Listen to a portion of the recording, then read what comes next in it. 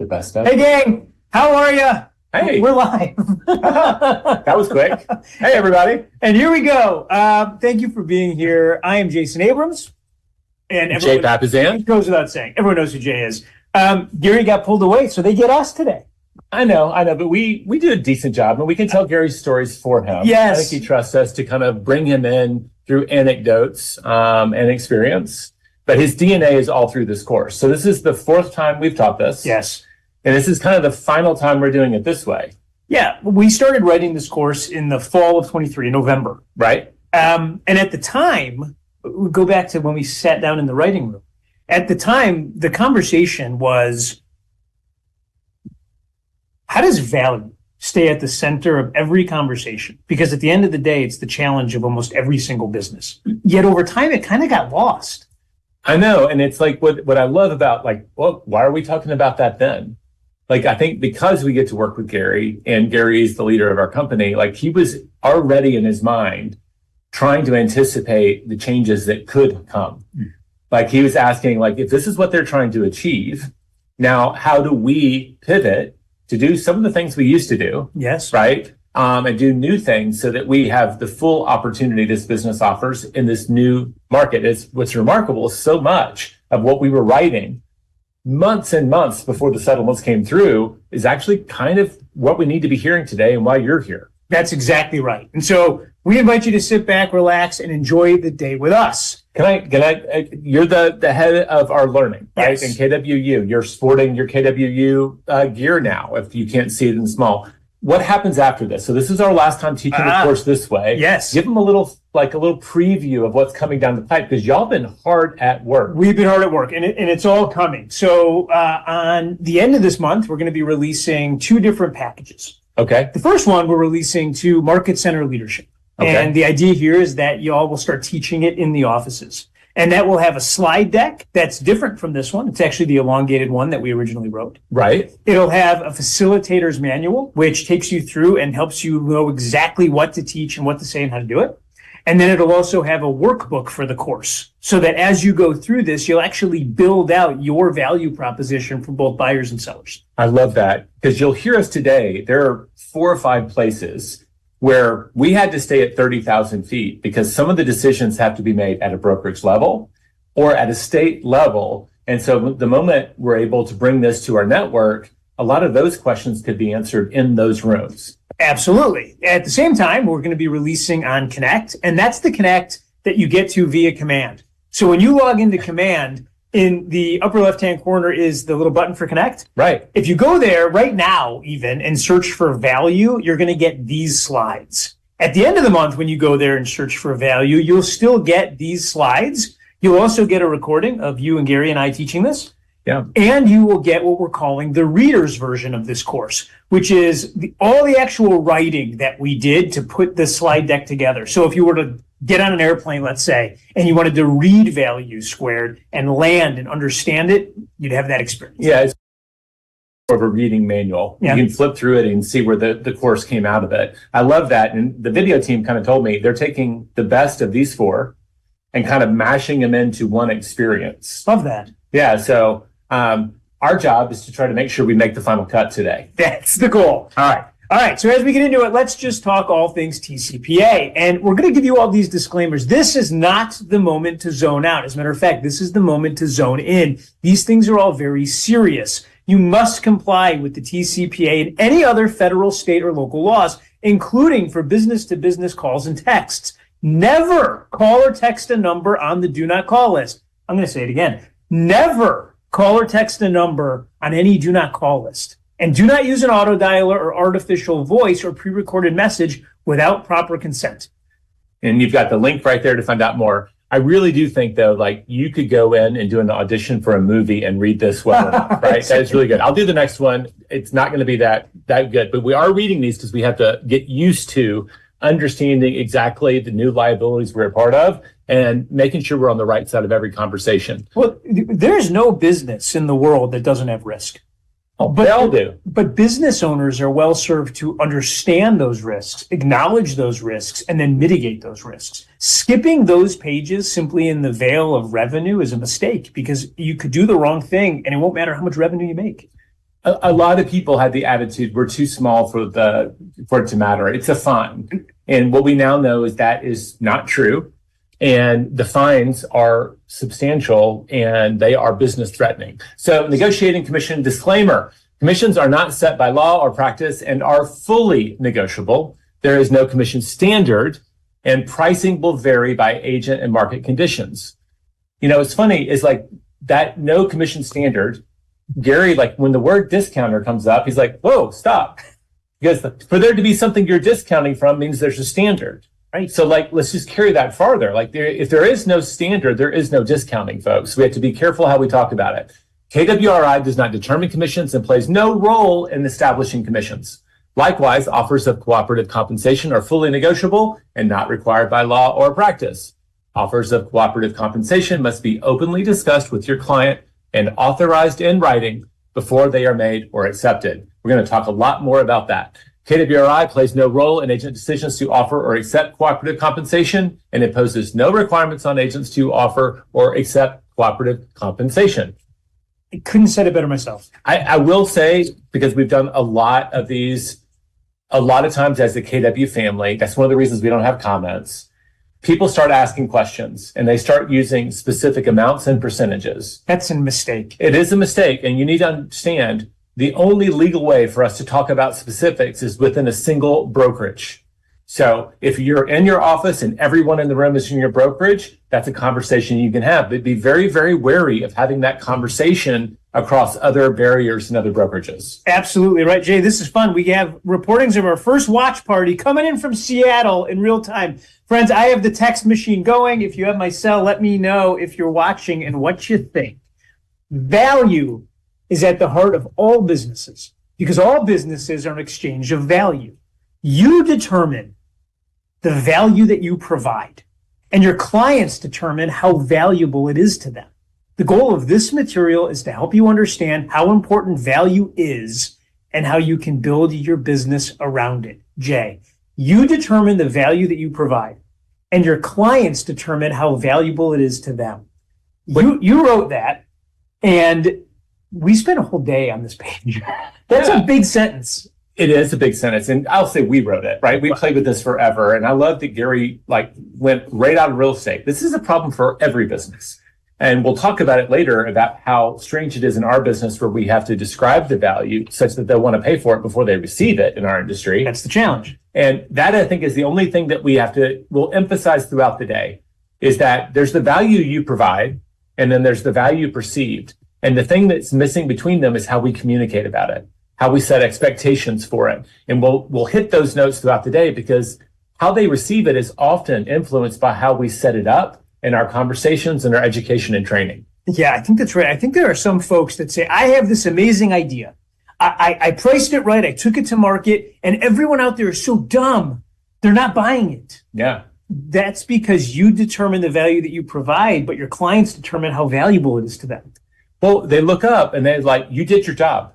You did all the things that you know to do, but maybe didn't express them. So there were no troubles. The appraisal went through and they thought, you think that was the smoothest transaction ever. You pat yourself on the back and they're like, well, that looked easy. What am I paying for? And here we go. That's the gap. That's the gap, folks. All right. The law of value square says that the value you give determines the value you get. The value you give determines the value you get. The challenge for all businesses is they must explain and demonstrate the value that they will give so well that people agree to their price before they experience it. That's a big thing in our industry, especially. 100%. Most people think about compensation as something they get for something they did. Mm-hmm. This is a different way of thinking about it. It's the value that you're giving determines the value that you're getting. And so at any point in life, if you look up and you feel underpaid, the first thing you should do is think about what am I doing that's earning me the compensation and how am I doing it? Mm-hmm. There was a conversation that I was in the other day around this. And someone was arguing about Tom Brady and how much he got paid. He gives a ton of value when he played. Very hard to replace. Well, all right, I'm going to go down a tangent. One of the stories I love, and I'm not even a New England Patriots fan. I think I learned this from one of Dan Sullivan's books, mm-hmm. Hit the Gap in the Game. Like when Brady got a chance to renegotiate his salary and make bajillions of dollars, he negotiated it so that they could get the best lineman to protect him. I didn't know that. Really? Yes. And he took a lot of flack from the other quarterbacks. Like, you could have set the bar for the rest of us. And he's like, I want a championship. Like, I want the team around me. Well, that's just another business lesson. There are three. It just took us way up. No. It's so good, by the way, because he knew that no one succeeds or fails alone. Exactly. And at the end of the day, this idea, the law of value, is one that every business struggles with. And every business wakes up and is constantly asking the question, is the value that I'm providing in alignment with what I am charging and what I'm receiving back for it? There are three ways that real estate agents present and deliver their value.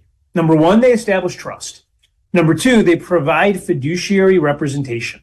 And number three, they deliver core services with a positive and memorable client experience that also surprise and delights. Which is a little bit of our outline for today. And we'll hit each of those notes really hard as we go through.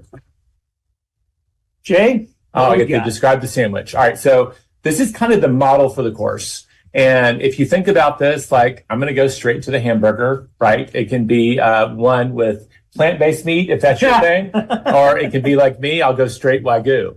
But even got the slices of cheese on the top and the bottom, which really wins my approval. Number one, establish and build trust. This is something that goes all the way through the transaction. Everything we do, we must do in a way that establishes and builds trust. We're going to walk you through that. The bottom bun is provide fiduciary representation. Everything we do, we should ask. You ask this question every time. How can I do that in a fiduciary way? That's the key. Versus a functionary. So establishing and building trust and delivering on your fiduciary representation happen throughout. And what's the throughout? That's the meat in the middle. We provide core services. We deliver a client experience, and we surprise and delight. To our surprise, when we were researching this, a lot of people took so much for granted around how they were showing up that they struggled to articulate a lot of their core services. Well, talk to me about all the things you do to market a home. Mm-hmm. Talk to me about the experience. And some of them were dialed in on parts, but not the whole. We got a lot of surprise and delight in really cool ways because they were just doing everything so well and internally, they were really focused on those little extra moments. Whereas in today's market, where we have to sign people and be like total transparency, here's all the things I'm doing and here's why you're paying me X. Like, we have to get really good at talking about this whole thing and how we do it. That was the big aha. The surprise and delight is not what you do. The surprise and delight are extras that we provide that enhance what we do. And that was a huge aha for us. It was almost as if the industry had gotten so darn good. You all had gotten so darn good at what you did that so much of it became autopilot and you focused almost exclusively on the experience. Well, the stats, I mean, we've been looking at them. You've been doing division speech with us for years. I've been a part of it for more than a decade. We don't usually have a problem with delivering service. No. I think like 85% would very likely or would use this again. Yes. So maybe they were right to think, like, I'm doing all those things. Now, what extra can I do so I can get a bigger piece of the pie? It's so interesting you say. I just did an interview for CNN, and the question was, if somebody is unhappy with... Thank you, by the way. If y'all haven't been paying attention, Jason, are you still head of industry? Are you head of industry? Yeah. Okay, there we go. So you get to wear that title out there. Has been, now that we're in a different place, we're getting there. We're able to more articulate and defend our industry. So thank you for being one of the defenders. It's my honor. What were you saying on the premise was, the question was, so if somebody is unhappy with their real estate agent, what are the steps they can take? And I thought that was such an interesting question to ask because when polled, it's like 87% actually say they're satisfied or extremely satisfied. Right. And you look up and say, what an interesting premise. Yeah. The reality is the consumer is wildly happy with what we do. And that 15%, I think we're really good. One of the reasons it's so high, let's just say that 30%, right, something happened. I think we're really good as an industry at fixing it before it's all done or immediately after. So they say, well, that was actually a really good experience. There was a hiccup, but Jason stepped in and knocked it out of the park. What is it that Gary always says? Don't judge me by the mistake. Judge me by how I show up after I realize I made it. Yeah. And in that moment, you start to build trust. Okay, we're on the top bun. The trust model, the circle of trust, as Gary labeled it. He's always going to have a clever turn of words. He's always going to have a clever turn. So here's the idea. Everything that we do and the relationships that we have, both interpersonal and business, are going to be built on a foundation of trust, at least the ones that we want to have longevity. The challenge with the word trust is that very few people have thought about what it means to them and how they experience it. And it's one of these things where we all say a word and assume everyone around us knows what it means. Yeah. But unless you take the time to define it, that's not the case. So in our trust circle, what you see here. I actually had this morning. Somebody was talking about, someone asked them if they were a good team player. Huh? And I just said, how did they define team player? That's the question. Right? Because there is some subjectivity in what that means. And truth is, like, I think this word is one of them. So I'll dive in. I think that's right. So it begins, you see the larger circle at the top? Cooler than mine. These are the updated slides. Oh. Uh-huh. Only the head of learning gets to see the cooler hot off the version. press. Okay. So it starts with empathy at the top. And empathy in this case means understanding and caring. It means authenticity. It means that you, as someone I'm trying to build trust with, have to experience me in such a way so that you believe that I care about you. The line we all heard, I mean, I think I heard it for the first time in 2001, if not before. Nobody cares how much you know until they know how much you care. It still holds true. Still holds true. It is a great truth in our industry. I think a lot of our people are pretty good at that. They can listen actively. I think so too. So it begins with this idea of understanding. I have to understand what you're trying to accomplish.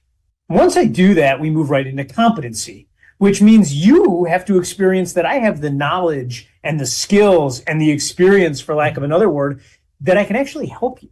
Right. Because if I understand your problem, but I have no training, I have no experience, I have no skills that can help, you're not going to trust me to be part of the solution. One of the gaps in there, like I just had an aha, think of all the new agents. Mm-hmm. They're on their first listing appointment. Mm-hmm. They can't prove their competency yet, but they can demonstrate their professionalism. Yes. And, like Gary always says, a professional is someone who knows what they know, knows what they don't know, knows the difference. And you'd be like, you know what? I don't know the answer, but I'm part of an amazing network in my office, whatever you want to put it in. It's like, I'm going to go get you the best answer. Boy, and in this company, that's such an easy thing to say, because I just look at people and say, listen, I don't know that. What I do know is that 1 in every 5 homes in America sells through a Keller Williams agent. So I have plenty of people to go ask. There you go. Let me report back. All right. So we've got empathy, competency. Anything we missed on competency? No, we nailed that. And now we get into transparency. And this is kind of the one that has been the topic, which is this is how we got here in terms of all of the mess. That's so right. And this is honesty.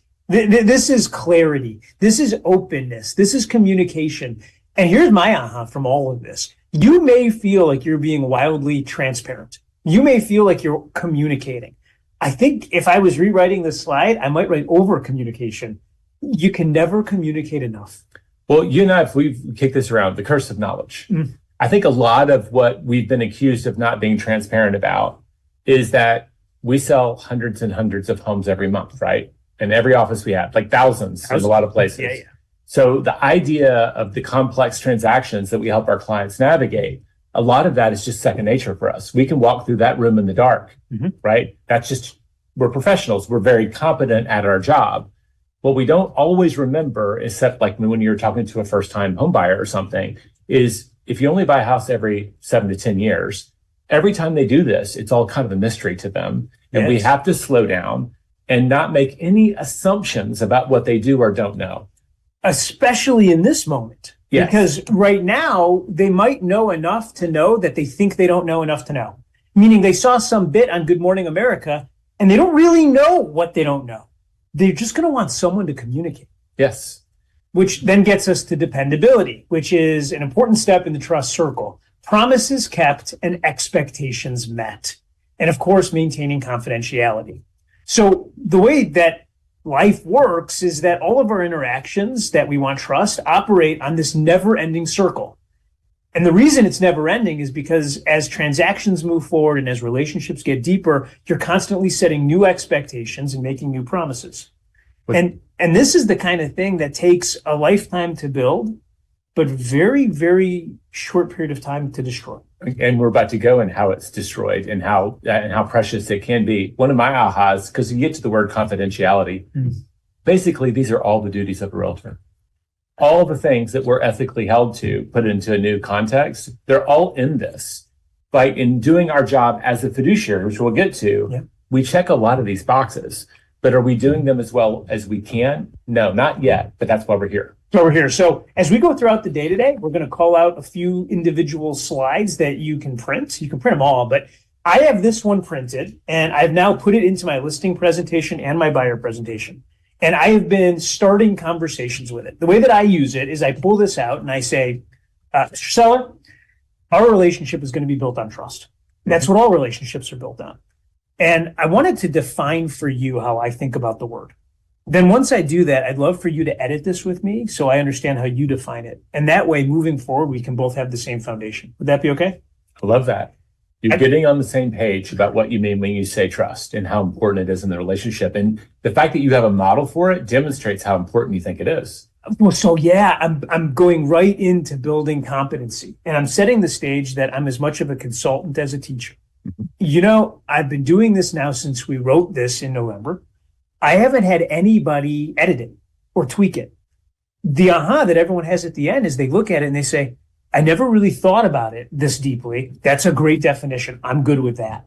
And I got to tell you, it has changed the tenor of the conversation moving forward. Can I just ask a tangential question? Because I also know you have leadership roles, like you're an OP. You also probably have appointments with potential recruits, people who are looking at our company. Do you do that there? Not only do I do it there, but I'm also doing it with each of the people in my organizational chart. I have this laminated now. I love that. And because I just looked up and said the relationships in my life, both personally and professionally, that have fallen apart, that are beyond repair. It's when one of these pieces was so badly damaged, Jay, that I couldn't put it back together. Because my aha was in my life, some of these things get bent. Right. Sometimes I miss an expectation, especially with the people closest to me, and we're able to move past it. Yeah. But at some point, you can't move past it anymore, and that's when you could lose a relationship. Well, you're segueing right to the next. How do we lose trust? We know that it's precious. It is kind of the currency of our relationships, and this is a relationship business. So we came up with 5 ways which are directly related to the actual model. When you fail to show empathy, your client will question your sincerity. Trust is lost. Yeah. When you fail to deliver on competency, they're going to question your expertise.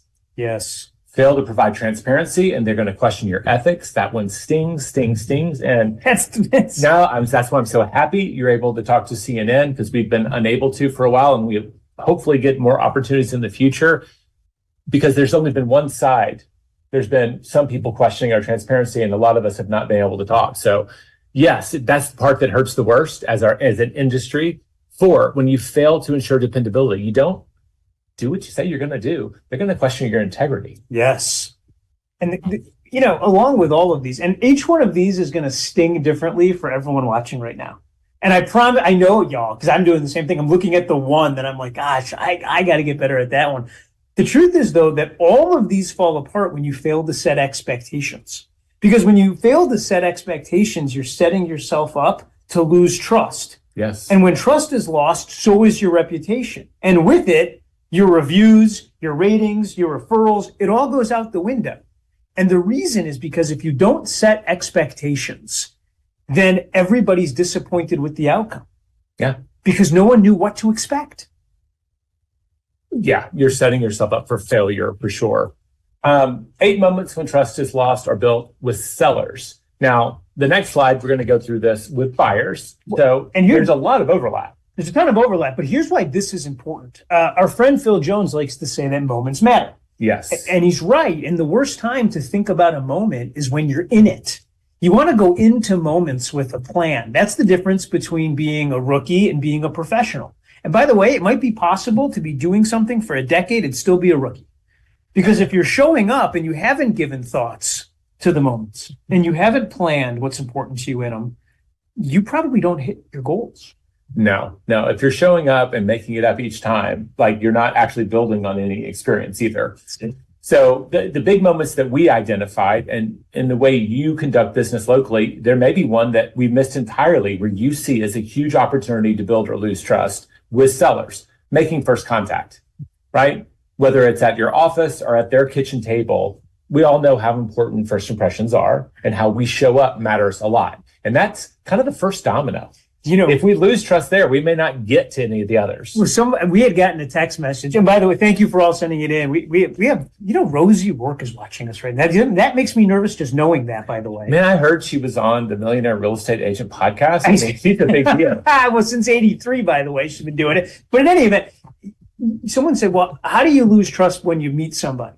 And the simplest thing that came to my mind is you just don't show up on time, and you don't send a text that you're going to be late. You literally set it an expectation of the moment and the time you were going to do it. You could fail right out of the gate. Oh, yeah.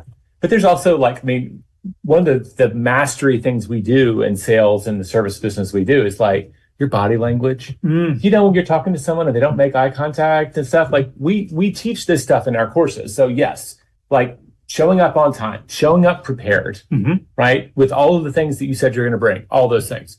2, when you're presenting your value, reaching agreement, and setting expectations, this is part of the consultation. You're explaining your value throughout. How you do it. Are you demonstrating competence? Are you asking the right questions to bring the empathy out, right? Dependability won't show up yet because we're making promises that we haven't been asked to fulfill. That's right. But transparently, let me walk you through how cooperative compensation works and why you might want to consider it. Yeah, that's a much longer conversation today than it used to be in the past. Or even a simple question. Do you know how I get paid? Yes. Who was it that asked that? It's Matt Miali. Matt Miali. Genius. He simply says to every buyer, do you know how I get paid? And it hit me in my head exploded all over the desk when he said it. And I was thinking, why have I been making this so complicated? No, I love it. Because that just naturally why don't I go ahead and explain it? Yes. Right now they're leaning in.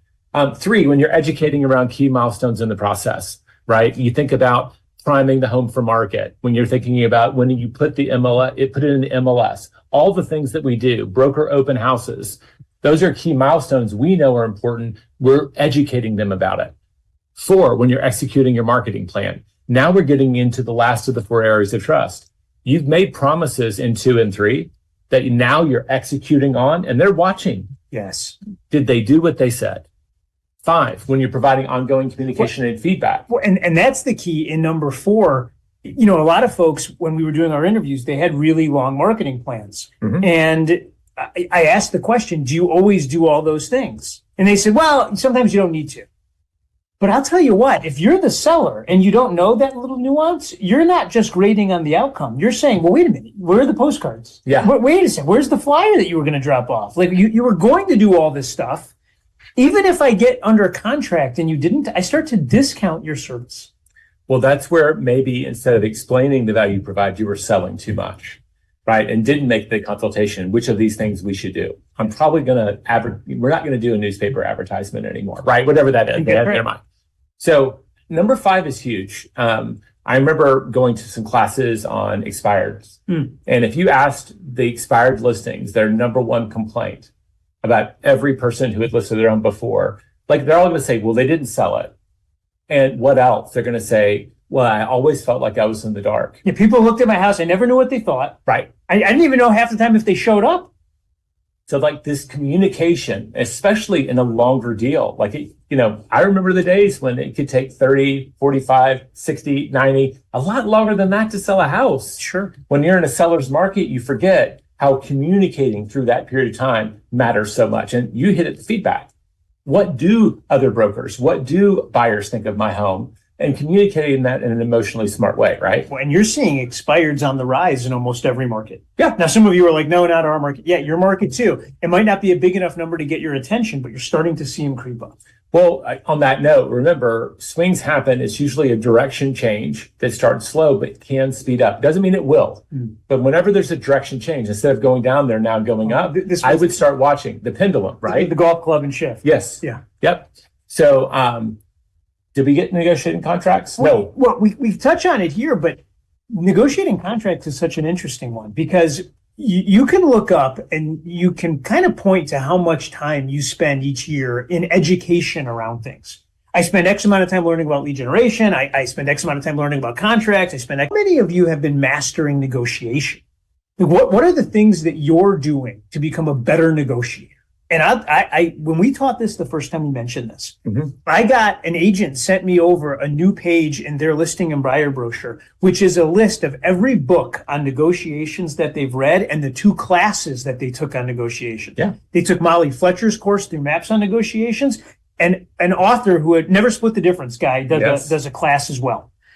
I had never seen that in anyone else. I thought that was genius. Well, what I love about that, when you think about the dollars you're going to pay me, this is one of the places I can market your home to get the highest price and negotiating whether or not we do repairs, right? This is another place where I'm not just doing a service, I'm actually adding or subtracting dollars from your net. That's right. And that is it. If you think of it that way, you realize how maybe we have a better opportunity to sell our skills there. Well, you hear it all the time when the agent says, look, you're hiring me to be a fiduciary and a negotiator for you. And you know full well the person that you're saying that to might be undervaluing your negotiation skills. What evidence? How have you proved competency other than just saying I'm good at it? What's the thing that shows them that you are? I think that's a genius question. I love that. 7, when you're in the due diligence period of time, that's where like you're afraid it's going to fall through, right? What happens if something comes back? That almost ties to me with communication and feedback. And then 8, closing the transaction. Should we, as agents, show up at the closing? Always. By the way, that's what I believe. Some of you are like, never. But let me tell you this. And we went through this with Gary. Oh my gosh, his head exploded. That some of us don't. And it's this idea of we've gotten so efficient with our time. I can be there really quick if you need me. But why wouldn't you be there to celebrate this moment? He didn't realize almost that people weren't doing it. And then he did, and then he got it. And he said, in the zeal for expediency, in trying to be as productive as I can, you've missed it in that moment. Relationships matter. This is always and it will always be a relationship-based business. And so I want to set 2 scenarios. Your seller shows up at a closing and you're not there, and the buyer is there with their agent. How does your seller feel? And for those of you that say, well, it's not customary in our market for anyone to show up, I want to just say, customary doesn't mean best practice. Yeah. But I want to be there with my client and their client if they're not there. This would be like winning the Super Bowl and not showing up for the rings that they give out. I can't think of any reason why you wouldn't want to be there in order to actually bring closure to this moment for the seller and for the buyer. And probably more often than not, Jay, to celebrate or at least move somebody on to the next phase of life in the most dignified way. Yeah. Love it. All right. So let's flip it. Let's talk about buyers. Yeah. So again, when we're making first contact, that's going to be right there. Number 2 is the same. When we're presenting our value, reaching agreement, and setting expectations. And you want to note, you're going to be doing this now, assuming that this case gets approval before you show a house. Right. And I think about the circle. Empathy, competency, and transparency are all the big areas of focus so far. Yeah, absolutely. Now it goes a little different, right? Because I'm not doing a needs analysis with a seller. Now I'm qualifying them. This was a big one for Gary. Yeah.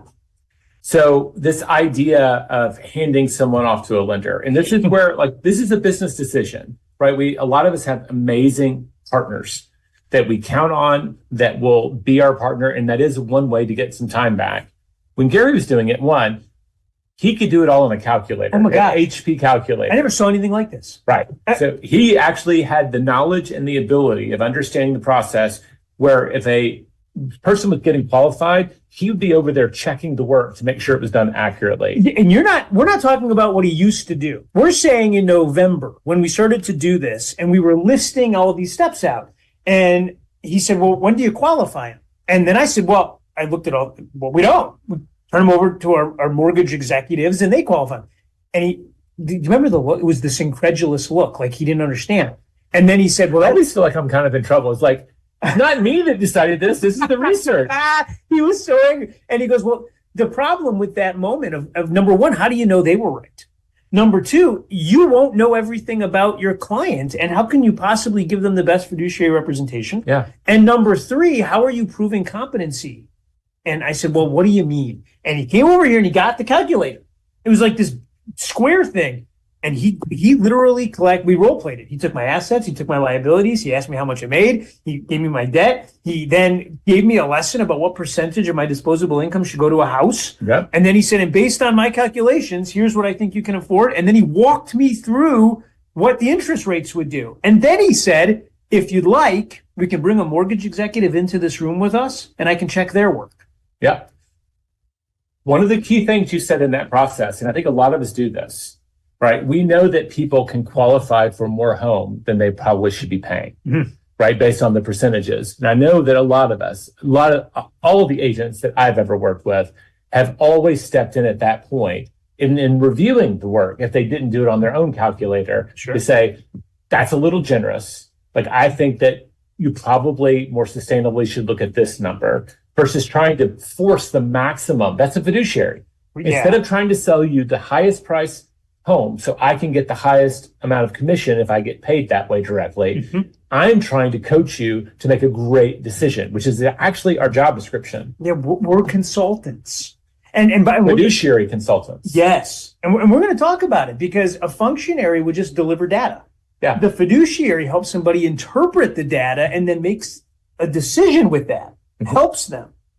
All right, I'm going to break the fourth wall. Yeah. We're going to tell you Gary's stories. Yeah. Right. And Gary stories that some of this was like the way, like a lot of people say, well, that's how we all did it back then. Yeah. Right. There wasn't some of the new ways to do business. It doesn't mean that you're wrong for not doing it that way. Yeah. What it does say is we all probably have an opportunity in all of these areas to step up our game. And he's just role playing one way we could do that. 100%. Okay. When you're searching for properties, we're going to go into how you can kind of separate yourself in that ilk as we go. Now, when you're showing properties, remember, we're talking about trust right now. And when you're showing properties, if you walk in, open the door, and then walk out and go stand in the driveway on your cell phone, you're probably not building any. No. I mean, Gary was talking about like the whole idea, whether it's for a listing or like a buyer, like your moment to show your expertise is during this process. Yes. When you're walking through the house, you can be pointing out things that you see that they don't see because they're not a professional. That's exactly right. Yeah.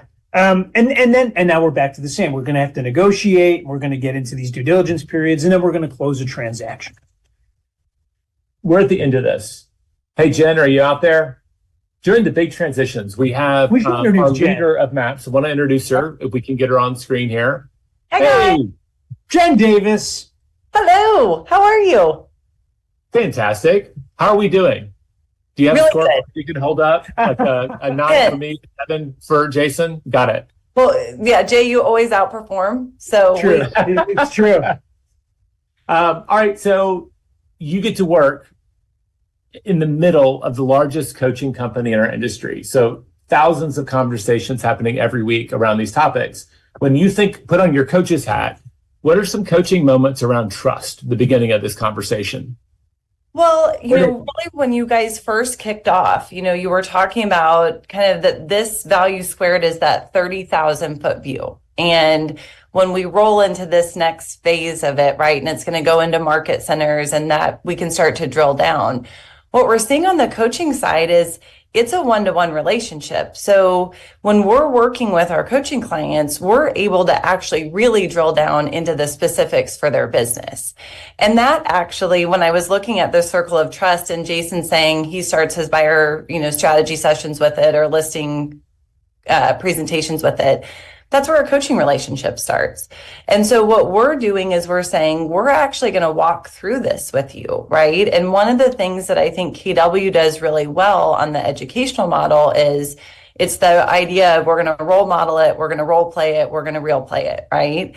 And so when we're seeing all of the vast changes of what's happening right now, part of a coaching partnership is to really say, let's look at your individual business, right? We've got this 30,000 foot view. Now let's drill down into your business and let's see maybe these little items that we can make a 1 degree correction or improvement on so that we can supercharge your business. And what we're finding is most of our agents that we're coaching do most of this really, really well. The challenge is they maybe fell out of some of the habits when the market was moving so quickly. Yeah. And so we're right now saying, let's take a step back, right? Let's slow down to speed up. Let's look at, right, like the idea of getting a flashlight and kind of looking in all corners of your business.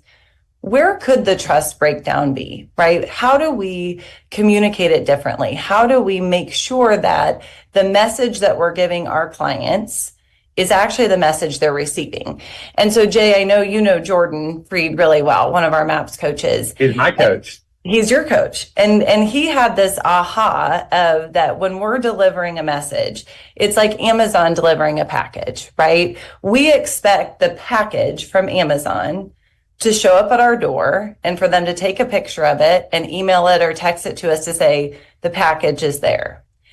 When we're delivering a message, right? When we're delivering a message to our clients in the field or to our coaching clients, it's also our responsibility to make sure that we're delivering the message that they can hear, right? In the package that they want to hear it.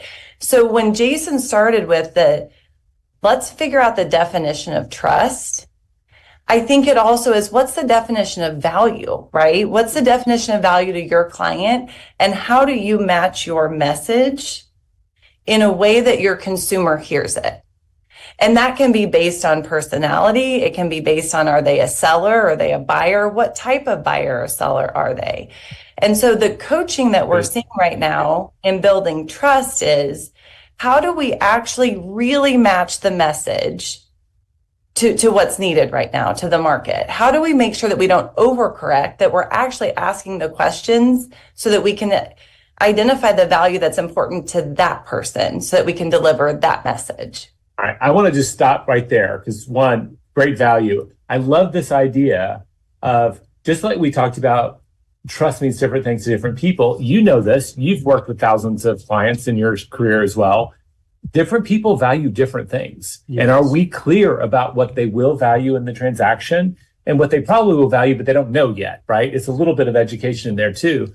That really helps us highlight where we need to go. It's smart, Jen. Very, very good. And I would expect nothing less from one of our great coaching leaders. So thank you. Can't approve on that. You have to just get better every time we call you up. No pressure. No pressure. So now that we have trust, we get into this idea of fiduciary representation. Yes. And Gary has been on this since the early 90s. He had the website. The first website. It was like a bulletin board all around fiduciary. Yeah. Arguably, you and him have had more conversations on this topic than any two people. Why is this so important to him? Well, it was like a big section, if you remember, in the Remarkable Real Estate Sales Game, which later became the Millionaire Real Estate Agent. That was our source material. And the idea of professional services being a fiduciary thing, it's one of the ways we really differentiate ourselves. It's also the people who get the most money. Yeah. So one, it's the right side of the conversation to be on in the service business. And it's also the biggest opportunity. 100%. Now, bigger responsibility. Yes. But it's worth it. Before the text messages come in, absolutely Oklahoma. I know you do it a little bit different. There's a few other states that do it a little bit different too around the word fiduciary. But the concepts are the same for all of us. Are you saying that fiduciary means different things to different people depending on what state they're in? To continue this theme? Yes. And I'm suggesting in Oklahoma, as soon as you elect the option to be a fiduciary, it rattles off a whole bunch of different things. Oh, there is business risk in having a fiduciary relationship. And it's extreme there. That's actually in every place you go. But that's one of the reasons we do it, is not because of the risk, because there's also reward. So we are going to define the words, though. Absolutely. We believe that the most important client decision you'll ever make is whether you're going to show up as a functionary or a fiduciary. A functionary is someone who simply does tasks for the client. A fiduciary is one who not only does the tasks of the job, but is also in a high trust relationship with their client. They feel totally responsible for the outcome. They put their client's needs and interests above their own, and they treat all client information as confidential. You are a fiduciary when you accept the responsibility of using your best judgment to interpret information and then educate, consult, and guide your client to an outcome you are accountable to. That's a lot. And so when we become fiduciaries, when we come into an agreement. When we come into the agency relationship is when we make that transition. We can act like it all the time, but we legally become it when we get the agreement, correct? Absolutely. Yeah. And so when you look up, it can be confusing to understand. And so we wanted to kind of give you this dichotomy of here's how a functionary would look at things, and then here's how a fiduciary would look at it. So there's been many versions of this. This is the latest and the greatest. One of them is like 45 words. Yes. We've narrowed it down. Functionaries are going to be in shallow relationships. A fiduciary is going to be in a deep relationship. A functionary is going to assume the least of amount of responsibility. A fiduciary is going to accept the most amount of responsibility. This is a big one. Number 3, reports, data, and information. A functionary reports the data. A fiduciary interprets and advises on the data. That one's huge. Here are your x-rays versus here are your x-rays. And by the way, that white thing is just an error. It's not a thing you need to worry about. It's a big deal. Yeah. Yeah, it's the difference between someone reading WebMD and someone actually sitting with a doctor. Yes. Yes. Reacts to requests. That's what functionaries do. Fiduciaries anticipate needs. And I think some of our people, again, coming back to our communicating what we're actually doing thoroughly, I think we're so good at anticipating needs sometimes that people don't appreciate all the problems we save them. Yes. And by the way, if you don't let them know that you're saving them, they won't appreciate it. They won't value it. Focuses on tasks as opposed to focusing on outcomes. Functionary tells and sells. Fiduciaries educate and guide. So I'm going to go back one. Yep. How do you get paid when you do tasks? Minimally. Right. And it's like the hourly. Outcomes is a whole different level of pay. One of the reasons that there is the opportunity in our business is because we are focused on delivering outcomes. People will pay more for outcomes than opportunities. You taught me that phrase. Yes, that's exactly right. One of them is replaceable and one of them is irreplaceable. Absolutely. One of them is minimally paid and the other one is highly paid. I know I jumped the gun on that one. Well, no, but it's 100% right. And this is why I think so many tech companies, for lack of a better word, that come into our space either die off or leave in tears. Mm-hmm. Because if you were to go back in time and look at the number of people over the years that have predicted the ultimate demise of the real estate agent, mm-hmm. you'd start in 93. Because in 93, Realtor.com comes out. And at that time, it was just supposed to be a portal and it was only used by brokers. Mm-hmm. It's not until the end of 94 that they open it up to the public. And then someone predicts, oh my gosh, if you put all the listings out there, you won't need agents anymore. I remember eRealty was the first mover into that space. And they were like, oh my gosh. And then Zillow comes in Q4 of 06 and everyone says, oh my gosh, you won't need agents anymore. And before you know it, people are going to swipe right to buy a house. And even in 21, our friends at Inman predicted that 50% of all the transactions would be done by iBuyers. And during that period of time, 50%. Have more people or less people use realtors to do their work? More people have used them. And I think the reason why is because most of the tech products that come out, they focus on either a function or multiple functions within the space, but they don't have the fiduciary aspect. All right, I'm going to step out of my comfort zone a little bit, but like as it was explained to me by a technologist, in order for technology to do it, it has to be broken down into tasks. Because I can program to say whether the task is done or not. All of the soft stuff that happens over on the right side, how we do it, the manner in which that is infinitely harder to program. Even with AI, like we're seeing already, like AI, like, oh, that's a pretty insensitive way of viewing the world. You know what? I tried to get a high-protein vegetarian diet yesterday on that AI, and I got nothing back I could use. I'm done with it. That's it. I like it. All right.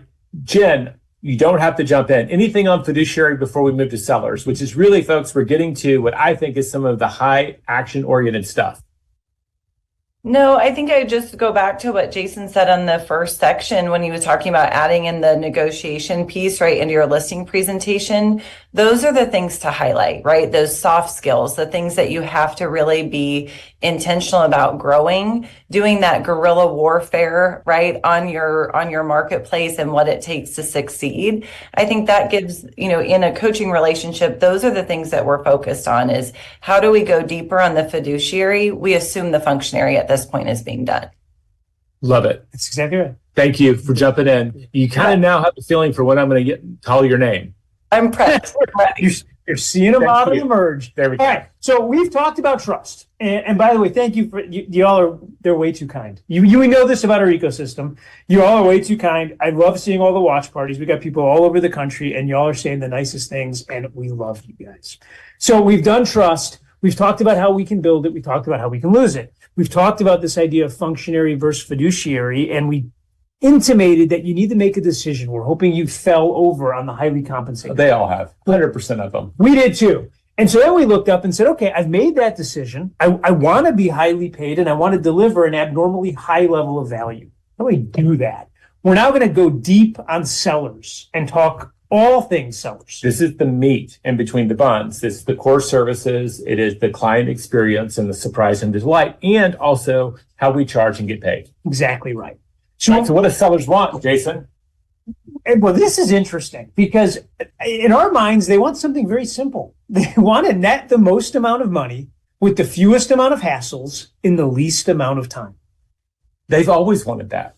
Since they were moving from cave to cave, this is what they wanted. Right. And when we think about what we do, we can ask the question using this simple frame, like you said, put this on your wall somewhere, right?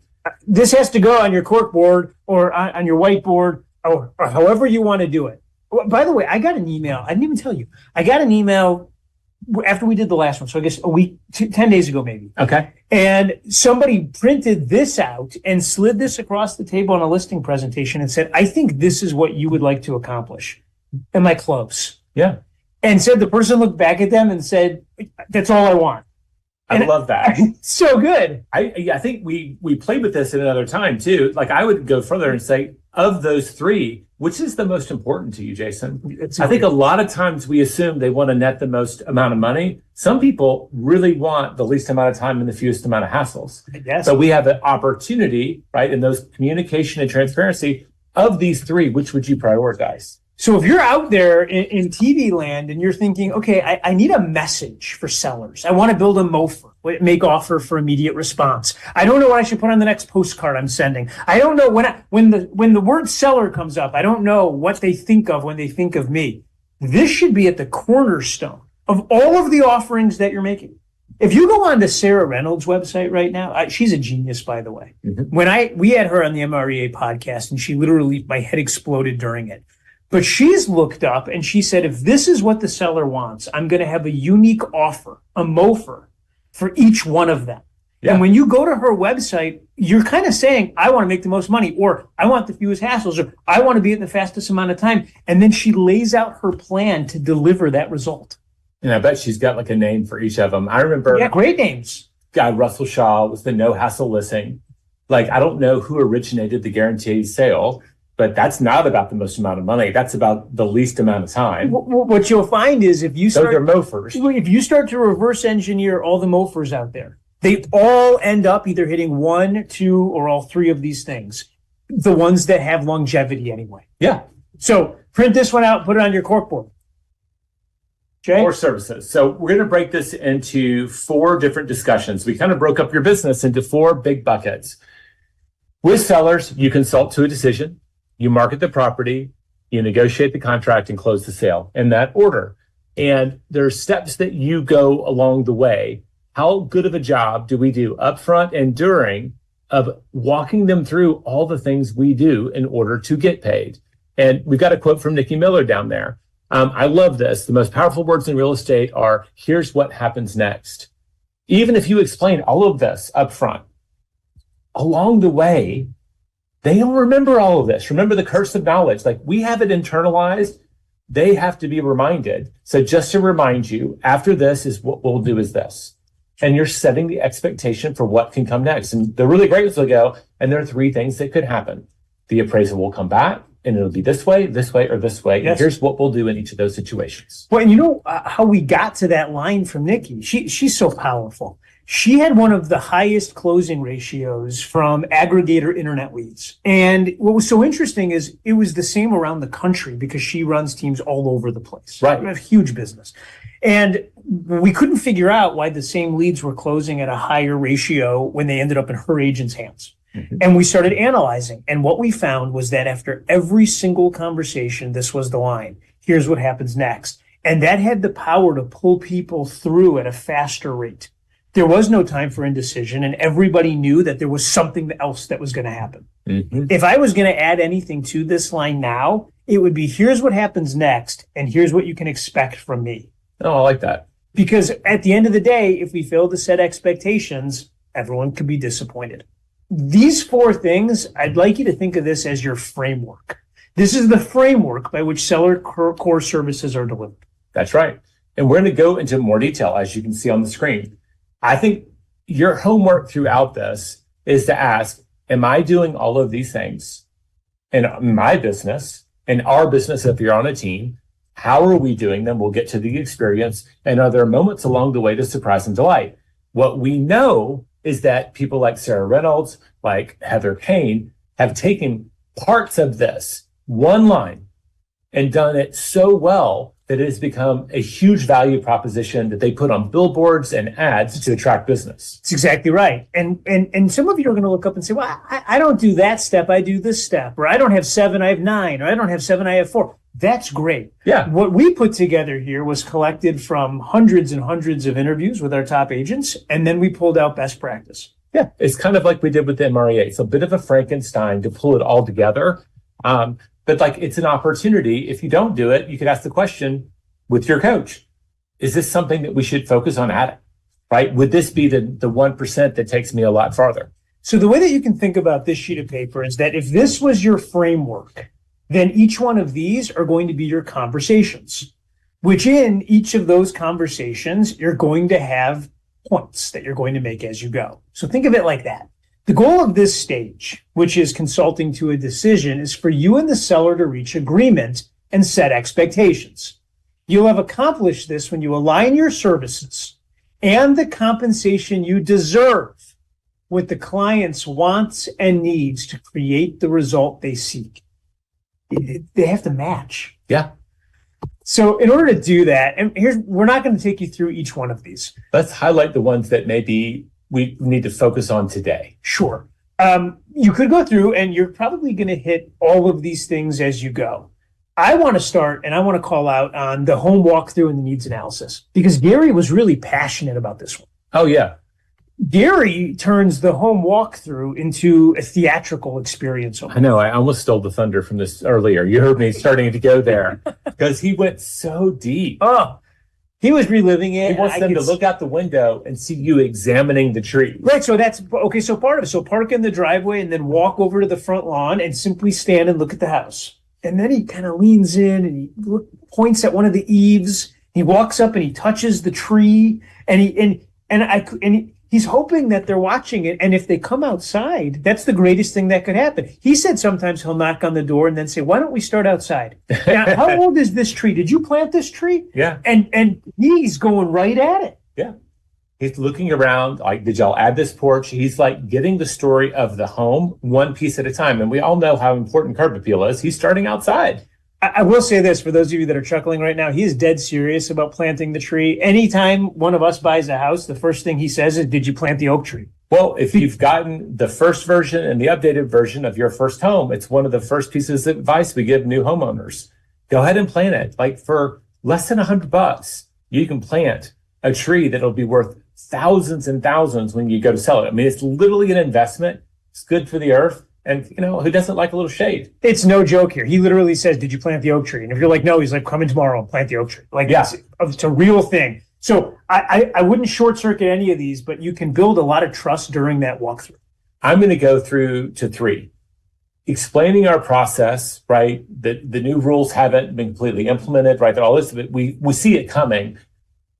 Explaining cooperative compensation. At the beginning of this journey, there were a lot of us, we're going to go through a very detailed explanation for you that really struggled to explain exactly how our system had worked in the past and why it was a benefit to the seller. Mm-hmm.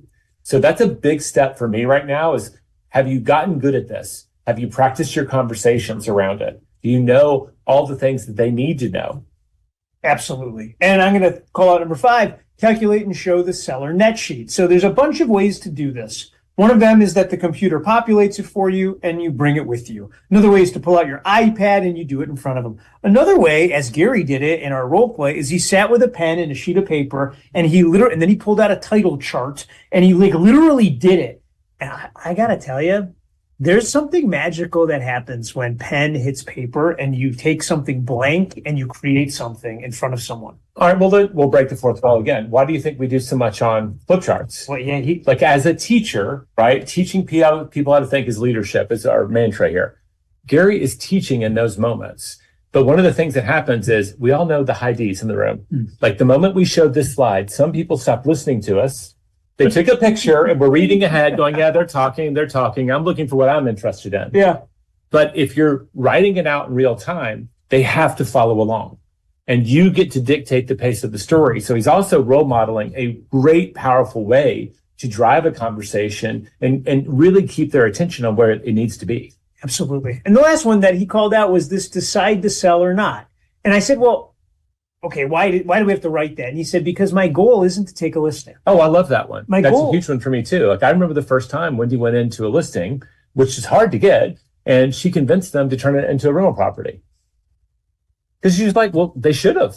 That's the fiduciary. Yes. And by the way, he said the goal of every appointment is to help people make the best decisions for them.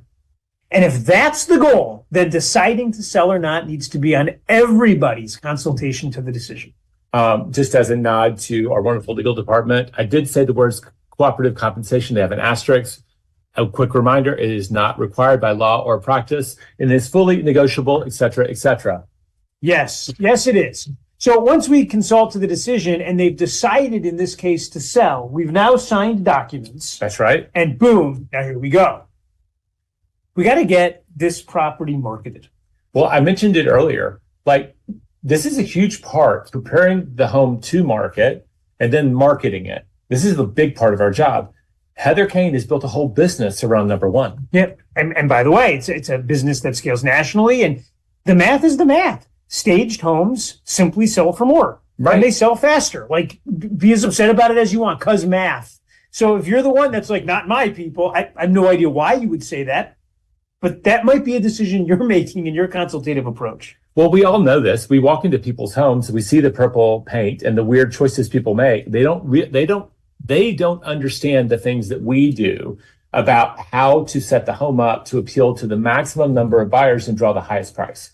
They've made their home for them, and that's their right. Well, and that's like Caroline out in Northern California. She, if you don't know Caroline, you should. She runs KW Luxury with Brady Sandall. They're great.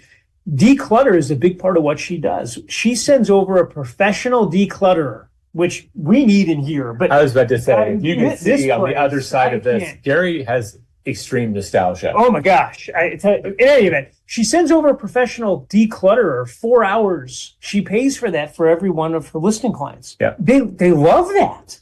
Yeah. And that goes back to the value. There's what you can tell them to do. And then there's a service that you can provide for them. That's a business decision. She's working at a high price point. Totally. And so like there are homes that won't sell and that's a cost that she's out of pocket. So that's a business decision. But I personally, you've said it before, I don't want someone to tell me when to do my gutters. I want them to give me the phone number and a discount for the person to come do it for me. Right. Don't tell me how to live beautifully. Help me live beautifully. Oh, There's a big difference. that's a great summation of a lot of those. And now we get into this creating marketing plans and assets. And the key here is the marketing plan and assets that we're creating. Do they help create a multiple offer or a single great offer situation? Because one of the things that's dangerous is when you look up and you say, okay, well, there's two things I can market. Mm-hmm. I can market myself and I can market properties. And I'm going to do those things together all the time. Right. The danger there is that you lose sight of what the marketing is designed to do. And ultimately, the better you market a property, the better your brand looks. Absolutely. And you've role modeled this, but like when a great listing agent works with their team to feature a property, they're thinking about not just the time of day, but sometimes like Sue Adler, the time of year we want to capture photographs. It's genius. That best represent the property. It's genius. It's genius. And if you don't know how Sue does it, we might as well just let him in on the gag because I think this is the time of year everyone should do it. Sue calls every single person in the database and says, your home is going to look most beautiful at full bloom this summer. Right. She's in New Jersey, so they have the winter months where everything's covered in snow. Just if you're in Florida, this may not be necessarily true. Fair. She says, your home is going to look best in my market in this summer in full bloom. We'll come by and for free, we'll shoot listing photos as if we were going to list the property. And we'll keep them. That way, if you have any thought of selling your home in the next year, we'll already have the photos done, no charge to you. At the best possible time. Now, And who raises their hand for that? People that are going to sell. And by the way, she doesn't take Are thinking about it, yeah. She doesn't take the photos and give it to them. She keeps all the photos. So if you want them, you got to call her, and she's going to go get that listing. And by the way, what does she know? She only sells $350 million a year worth of real estate. Oh my gosh.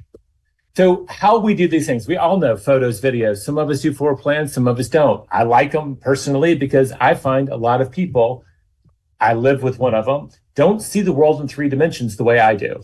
A lot of realtors, like, we can go through and we can see the transformation before it happens. There's a reason we have to have software to draw it out for other people. They can't see the vision. Are we selling the vision of what this house could look like and making it basically a model home so that every buyer can see themselves in it? I interviewed an agent whose husband is an architect, Mhm. and they were doing floor plans, and they changed over to doing full CAD drawings. Mhm. And now when they have a buyer, they give the CAD drawings on one of those sticks. What's that called that you put in your computer?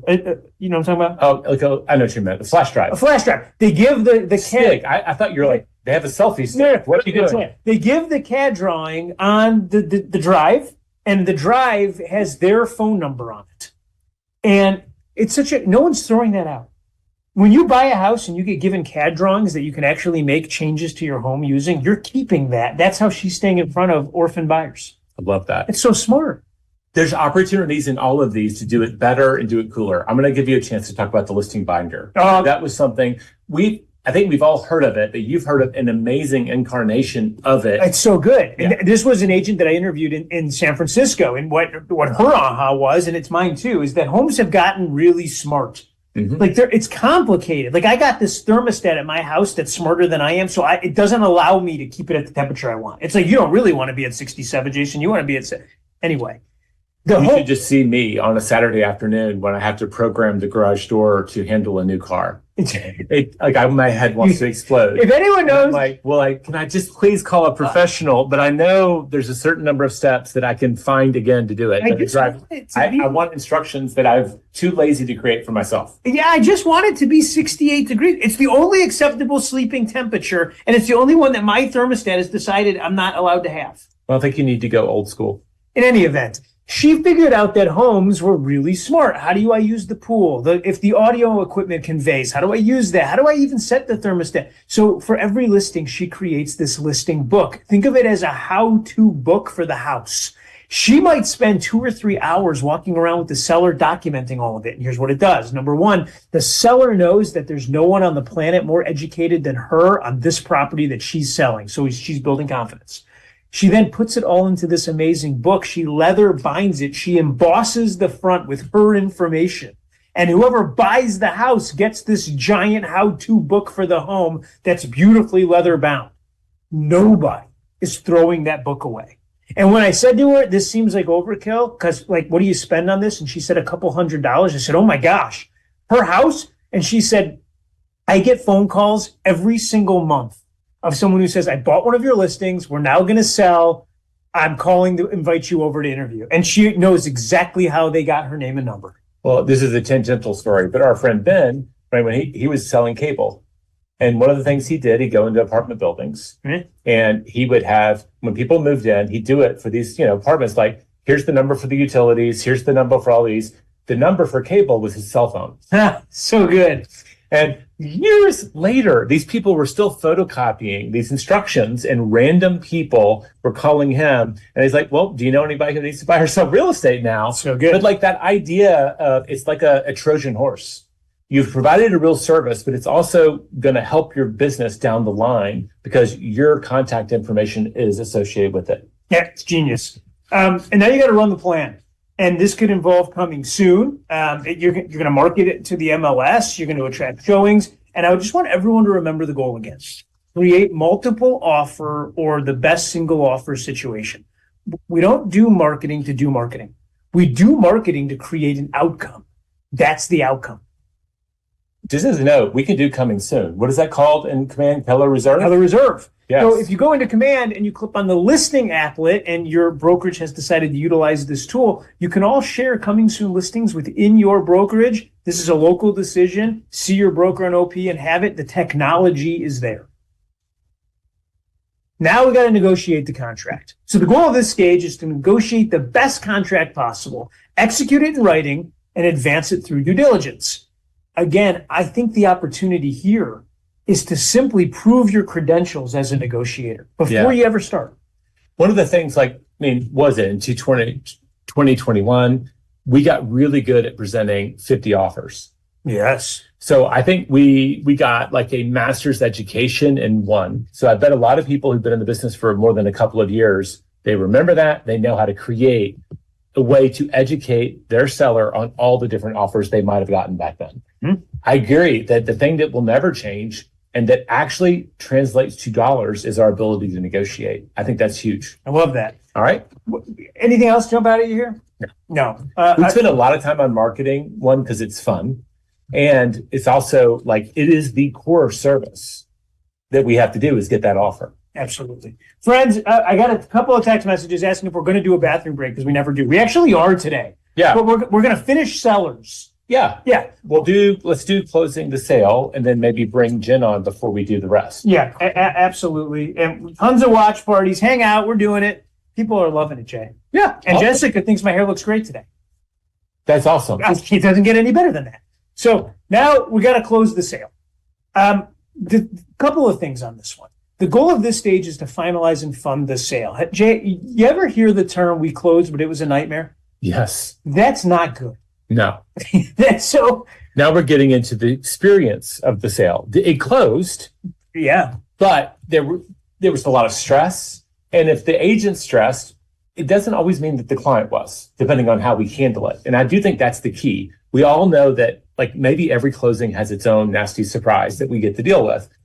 Maybe we got lucky.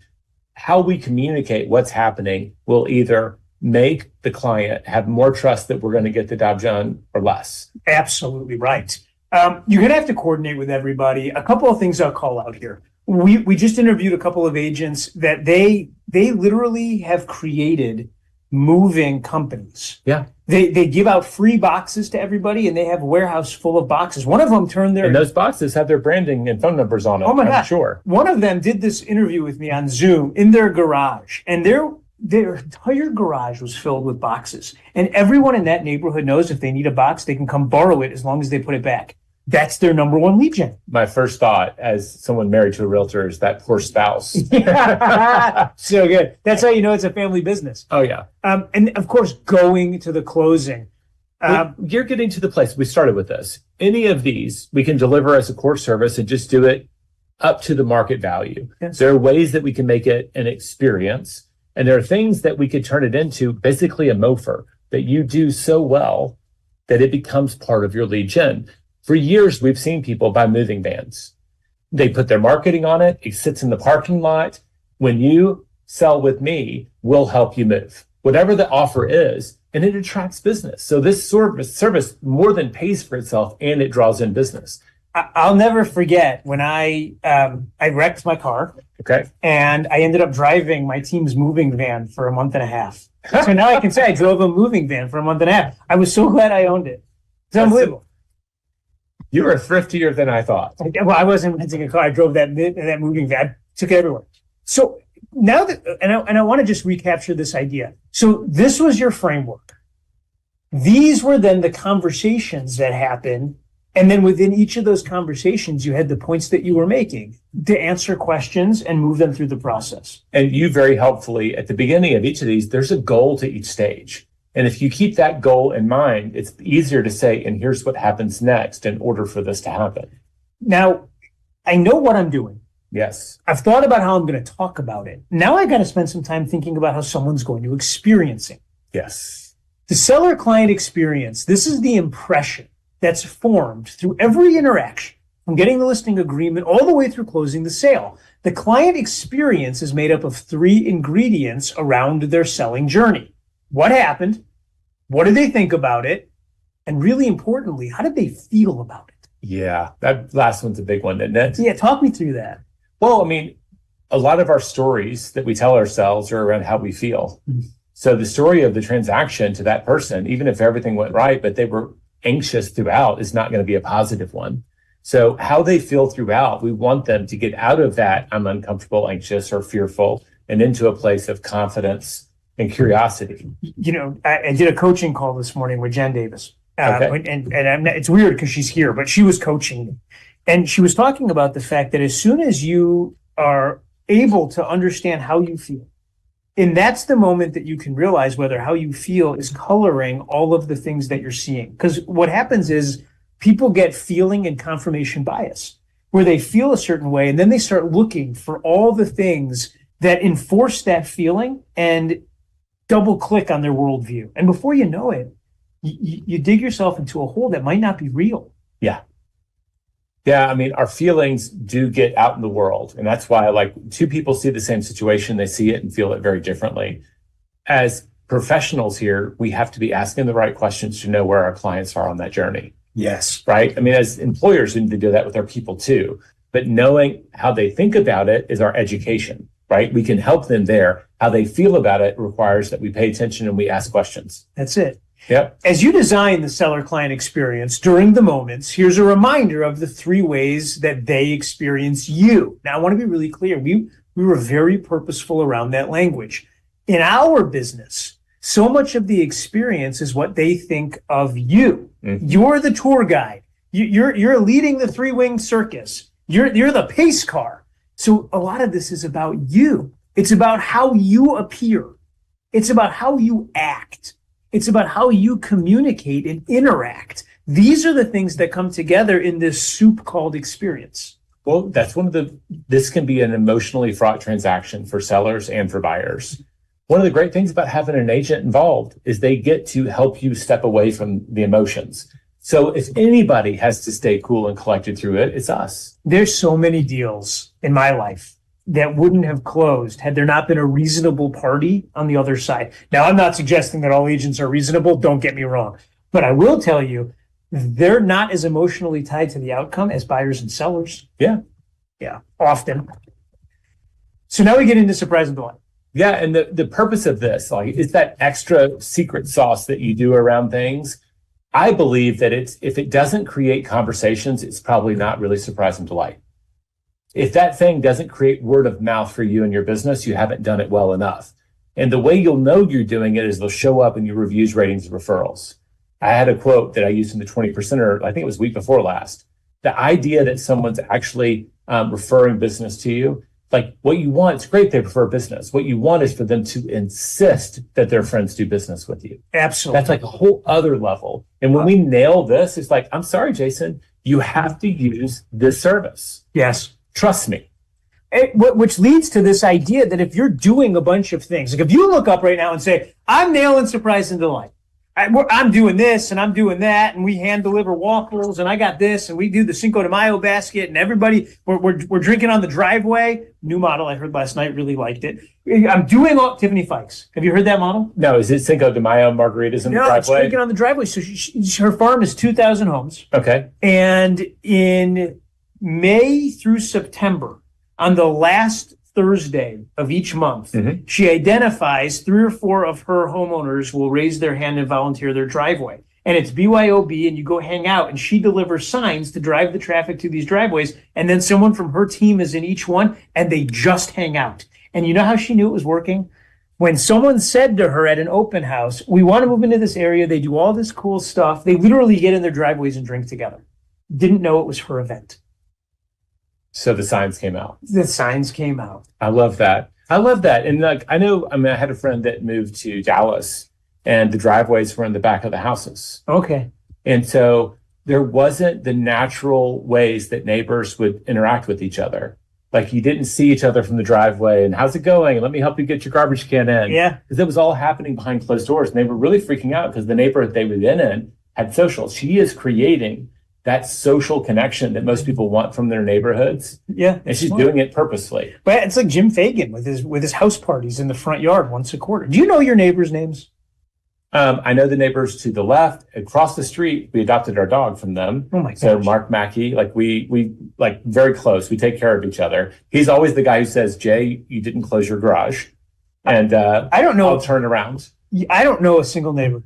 The one on the other side, they're never there. And when I've even tried to say hi to them, I'm like, you try to say hi to them? Across the fence. I don't say hi. I use up all my words at work. And so when I go home, I just glare at them so they don't talk to me.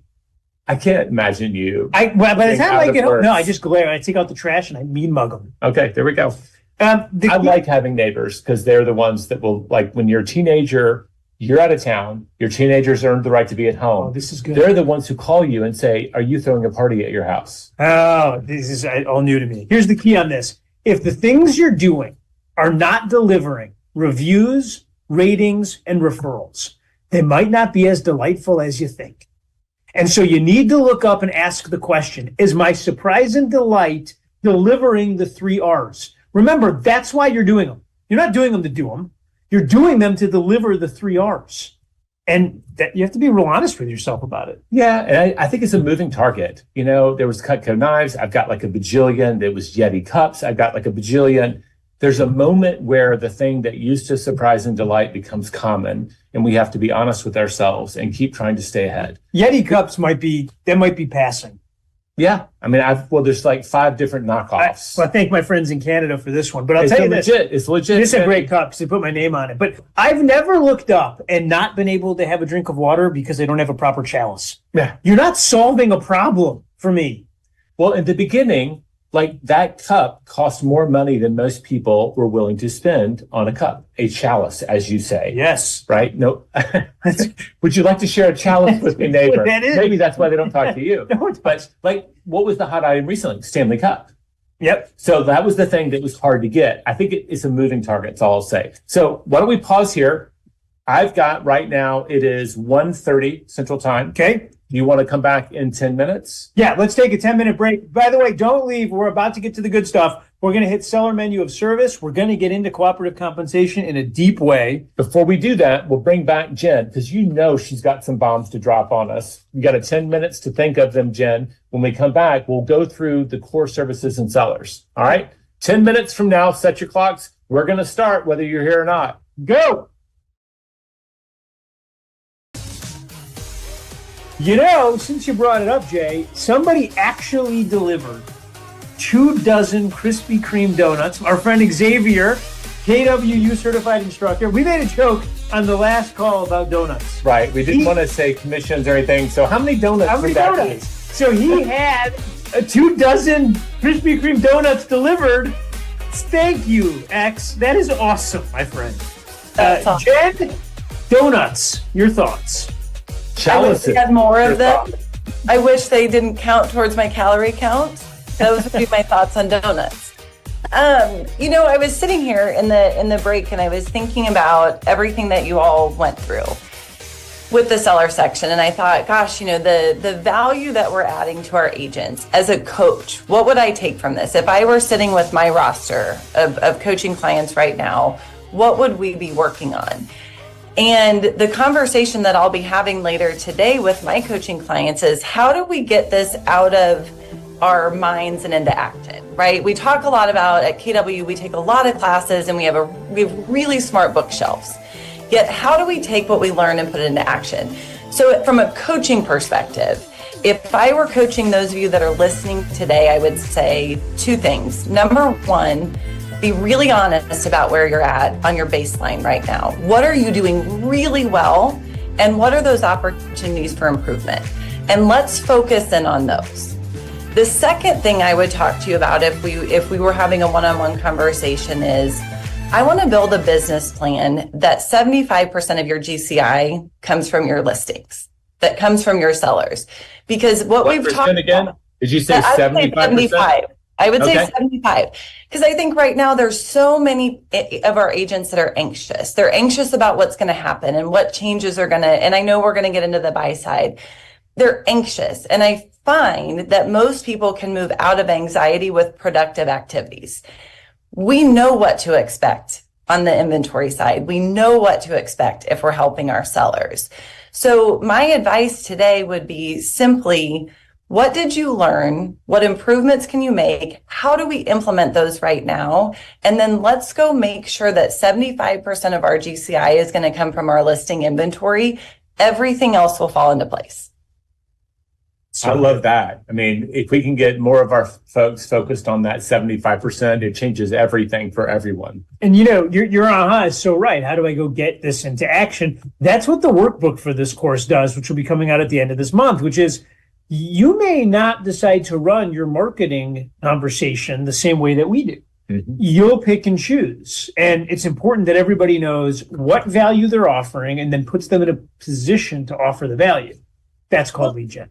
That's right. And Jason, it's, Gary's talked for the last several years about authorship as ownership. What you and Jay and Gary have been delivering is kind of best practices. What we each have to do individually is make it our own and author our own listing presentation and author our own buyer strategy session and author our own value proposition. Yet we don't want it to just live in our head. And so that's where that coach accountability comes in, is let's get it out of your head onto paper and let's communicate it.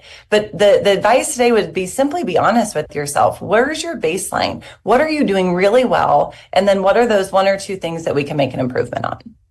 Love I it. love it. Jen just said one of my favorite things I've quoted her on before. Anxiety goes away with productive activities. I think I've quoted you on that a couple of times. And that's I think that is a Jenism now, Jen. So it's a Jenism. We've got to get into those activities. The faster we do it in the morning, the faster we can get into dollar producing activities. Every other nervous bit, right? All the anxiety kind of falls away. The noise goes away if we're doing those productive activities. She's right. She's right. I know she's right because this morning, Jen, I was laying in bed and I knew I was supposed to get up and get on that Peloton and hang out with Cody Rigsby for an hour. And I didn't want anything to do with it. And I literally kept not going. And I built up this whole thing and then I did it and it was over before I knew it. And I felt great about myself after. There you go. I also think after this, anxiety will go away with donuts consumed, which I am going to crush. Jen, thank you. I'm just making it up now, Jen. All right, here we go. So I now have my understanding of the value that I'm providing. I've went through and I figured out the way I'm going to provide it. I built my experience. I'm doing remarkable things so that people have something to remark about. Right. And that's resulting in my 3 R's. Now I got to decide how I'm going to present all these things that leads to how I'm going to be compensated. There's two big choices. Yeah. And it's funny, we'll go through this on buyers as well. And the buyers will go a little faster because there's a little bit of overlap. You either you get all of these services for one price, right? Bundling or unbundling. And I'll just point out, whenever you've ever heard anyone say you get all of this for one Low price. usually low price. Ah, So there's usually the connotation that by bundling, they're getting more than they're actually having to pay for. sure. Just know that that's in their psyche. When you unbundled, they're very clear. I only want to pay for what I use, right? It's like the cable package. Yes. Like in the beginning, I wanted as many channels as possible. Yes. Now I'm irritated at having to go past all of them to get to ESPN. Why do I need the music channels? What is the deal? Right? I that's probably not for me too, but I know some people who probably like hang out instead of listening to podcasts, they listen to the music channel. Really, Jay? I want the people out there that are listening. They're not to a millennial like you. If you are out there listening to the cable TV music channels, I want you to reach out to me directly, jason@kw.com. I want to understand. Important things for breaking through. So you have unbundling, which is you're really giving them a discrete choice. So like one of the things we'll talk about when you look at all of your services, if you looked at all of the things you do in each of the 4 stages, like could you break those out and fairly and consistently charge for them? Most of us can't. No. Because we haven't done that work of thinking through, well, what do I deliver here in terms of what I charge? Well, if they wanted me to unbundle it, what would that look like? You want to draw that for us? That would be fun if it's still up here. I don't know. There's been many meetings. There it is. Look at that. Oh. There we go. So like if you took the 4 stages of value, and I'm just going to trust our camera team to bump in a little bit. You've got consulting, depending on if it's marketing sellers or working with buyers, you either market or find the property, negotiate and close. Like all of these things, if you wanted to go crazy, you could, like Heather Kane could tell you the exact value to decluttering and marketing, like getting the home ready for sale, staging it, right? She's got areas of expertise in here. If you unbundled, whether it's a dollar amount or a percentage amount, could you get to a bigger number than your bundled price? Would it be the same? It's just a good exercise to do to get really clear about the value of your services in terms of what you ascribe to them. And also, we've all done a piece. We've had the friend who said, can you just write the offer for me? Yes. And then they'll ask him, what do you charge for that? That is our choice, what we say after that. But if they were looking for the unbundled, would you charge consistently over time for the same service to a lot of people? This is 100% the way to think about it. The challenge with this, when you break up the seller side, it's that the fiduciary representation is critical from the beginning all the way to the end. And it must be present within each bundle that you're offering. That's where I get wrapped around the axle. I know. And I think that by and large, most of us don't want to be doing pieces of the transaction. Right. And so what they do is they look at this and they come up with a bundled or unbundled price. But when you think about a menu of services, sometimes the unbundling, you are doing everything and you're doing extra. This is the key. If you're going to unbundle the services, or you're going to create this menu of services like a silver, bronze, and gold type of thing, the key is that you're providing the core services in each of the different categories. The pieces that might change are the add-ons. They're the additions. Yeah. It's wildly important because if you don't provide the core services in each one, how do you know when the fiduciary begins and ends? Right. I've never actually seen, and I'm sure if someone can like text you an example, anyone advertising or putting out there the broken out price. No, but what they do is the bundles. But what I think as a business person, I also just want to know, because we all know people who've been asked the weird question of, but what if you just did this for me? Right, just and, run the account. And it's not normal. But like, I just think we should be clear about that. Right. We should know our value enough to be able to ascribe consistent value. I always use if you needed a lawyer, if you were charged with a felony, right? Now you would never be. But if you were, and you were going to be going to court represented by an attorney, and you said, I'm really interested in a more unbundled approach, Jay. Why don't I handle the pretrial motions, and then you do the thing where you pick the jury, you voir dire them, and then I'll do the opening statements. You then question everybody. Post motions you should do. I'll do closing arguments. That's where I shine. Said no one ever. What's ironic is you're such a good spokesperson. The idea of opening and closing argument thing with you is not crazy. So I'm just saying, I watch a lot of that's actually a good role model, though, like in the sense of what you went straight to. Attorneys is a professional service. We're very clear. Yes. And they also have maintained, not just through legalities, that what they do is unique to their services. Yes. And it's not something that we should be. You can represent yourself, but you shouldn't be representing yourself. So I do like the attitude of that, as you used an example, which I would love realtors felt that same way. Yes. Right? What would you just get your home ready and I would let you run the marketing plan? The reality is it's almost the same thing. I've watched more Law and Order than any one of our viewers. I know this. I'm a Stabler fan. You figure out what you're into. Nobody has ever done pieces of the trial, and no one charges that way. Right. You're a fiduciary, I believe. Please, please, please. And this gets us in. Here we go. I charge blank to sell your house. That's an example of bundling. If we're unbundling, one example might be I charge blank if you bring the buyer. I charge blank if I bring the buyer. And here's if someone else does. And you can kind of see these ideas, this a la carte idea. I charge this if you buy with me too. Right. The most common way it shows up is in one of these ways or in this bronze, silver, gold, or platinum type package. When we did the research a long time ago, and it was actually done by, it was in Sierra Journal. It was a real estate journal. They'd done the research. People who did the unbundled pricing, and they offered packages. They all included the core service, by the way. The key. You had the gold, silver, platinum, and then the platinum plus, whatever. Yep.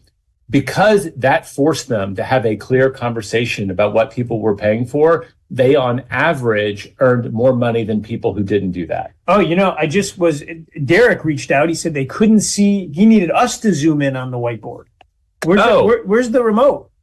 I hid it from you. You hid it from me. Okay. All right, hang on. We're going to... Do we want to do this again? Well, we'll just zoom in because they can't see. Our friends can't see. Okay. This is what they wanted right here. Basically, we took the 4 areas.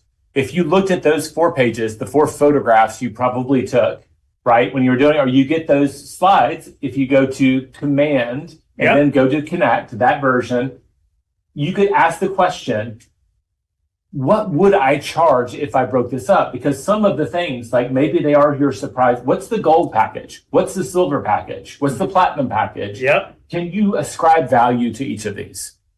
Here it is. That's it. That's it. Just a way to look at it. Maybe we'll do a worksheet for that when people do their workbooks. All right, here we go. We are going to keep the train rolling. This gets us into this cooperative compensation discussion. Now, I want everyone to breathe through this. I want everybody to focus, shake out your hands. You already had your break, and zoom in with me as we talk about cooperative compensation, the discussion of the moment. The premise of cooperative compensation is an agreement between a listing broker and a seller to incentivize cooperating brokers to write offers and to reward an accepted offer on the property. If offered, cooperative compensation will be paid by either the listing broker or the seller. Cooperative compensation is not required by law or practice or by KWRI. Cooperative compensation must be openly discussed with the seller and approved in writing before it's offered. If approved, the amount of that offer is fully negotiable. So that's what it is. How long has this been around? Like, this has been kind of a staple of our industry going back to the 1890s? 1891. You know what's fascinating about that? Mm-hmm. When we started researching this, we find like the first meeting of real estate agents is in 1891. Mm-hmm. And I couldn't figure out why it took that long for that to happen. And so I went back a little further. It wasn't until 1776 that independence is even declared. And then it isn't until 1783 that the Homestead Act goes in. And this was this idea that you could ride west and you could put a flag in the ground. If anybody saw that movie Away, right, with Tom Cruise, and you put the flag in the ground and you could have 150 acres as long as you agreed to work the land, you hadn't fought against the United States, and you were willing to pay a small fee. And so what happens is people start to work that land, and so there is no secondary market until the end of the 1800s. No, I think there's something else happened. We have the industrial age. Yes. So you've now got people more than like that really started to concentrate people into urban areas where it would start to make sense now to have some sort of marketplace.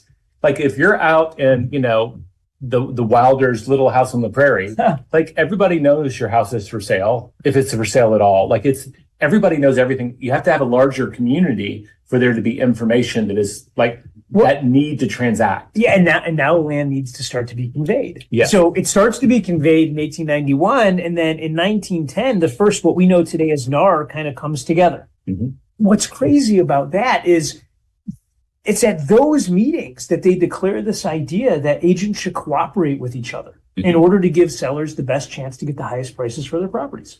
And the story goes on from there. We'll talk about the rest of the history later as we get into buyer's agency. But this concept is not new. We've dealt with lots of curveballs and changes. Some of them we've created ourselves. We'll talk about, right? We as a institution and industry have said we need to do this differently. Yeah, exactly. All right. So, but cooperative compensation. So we started this conversation about cooperative compensation, Jay, by asking the question, do we believe that the seller understands why having a professional real estate agent representing the buyer might be in their best interest?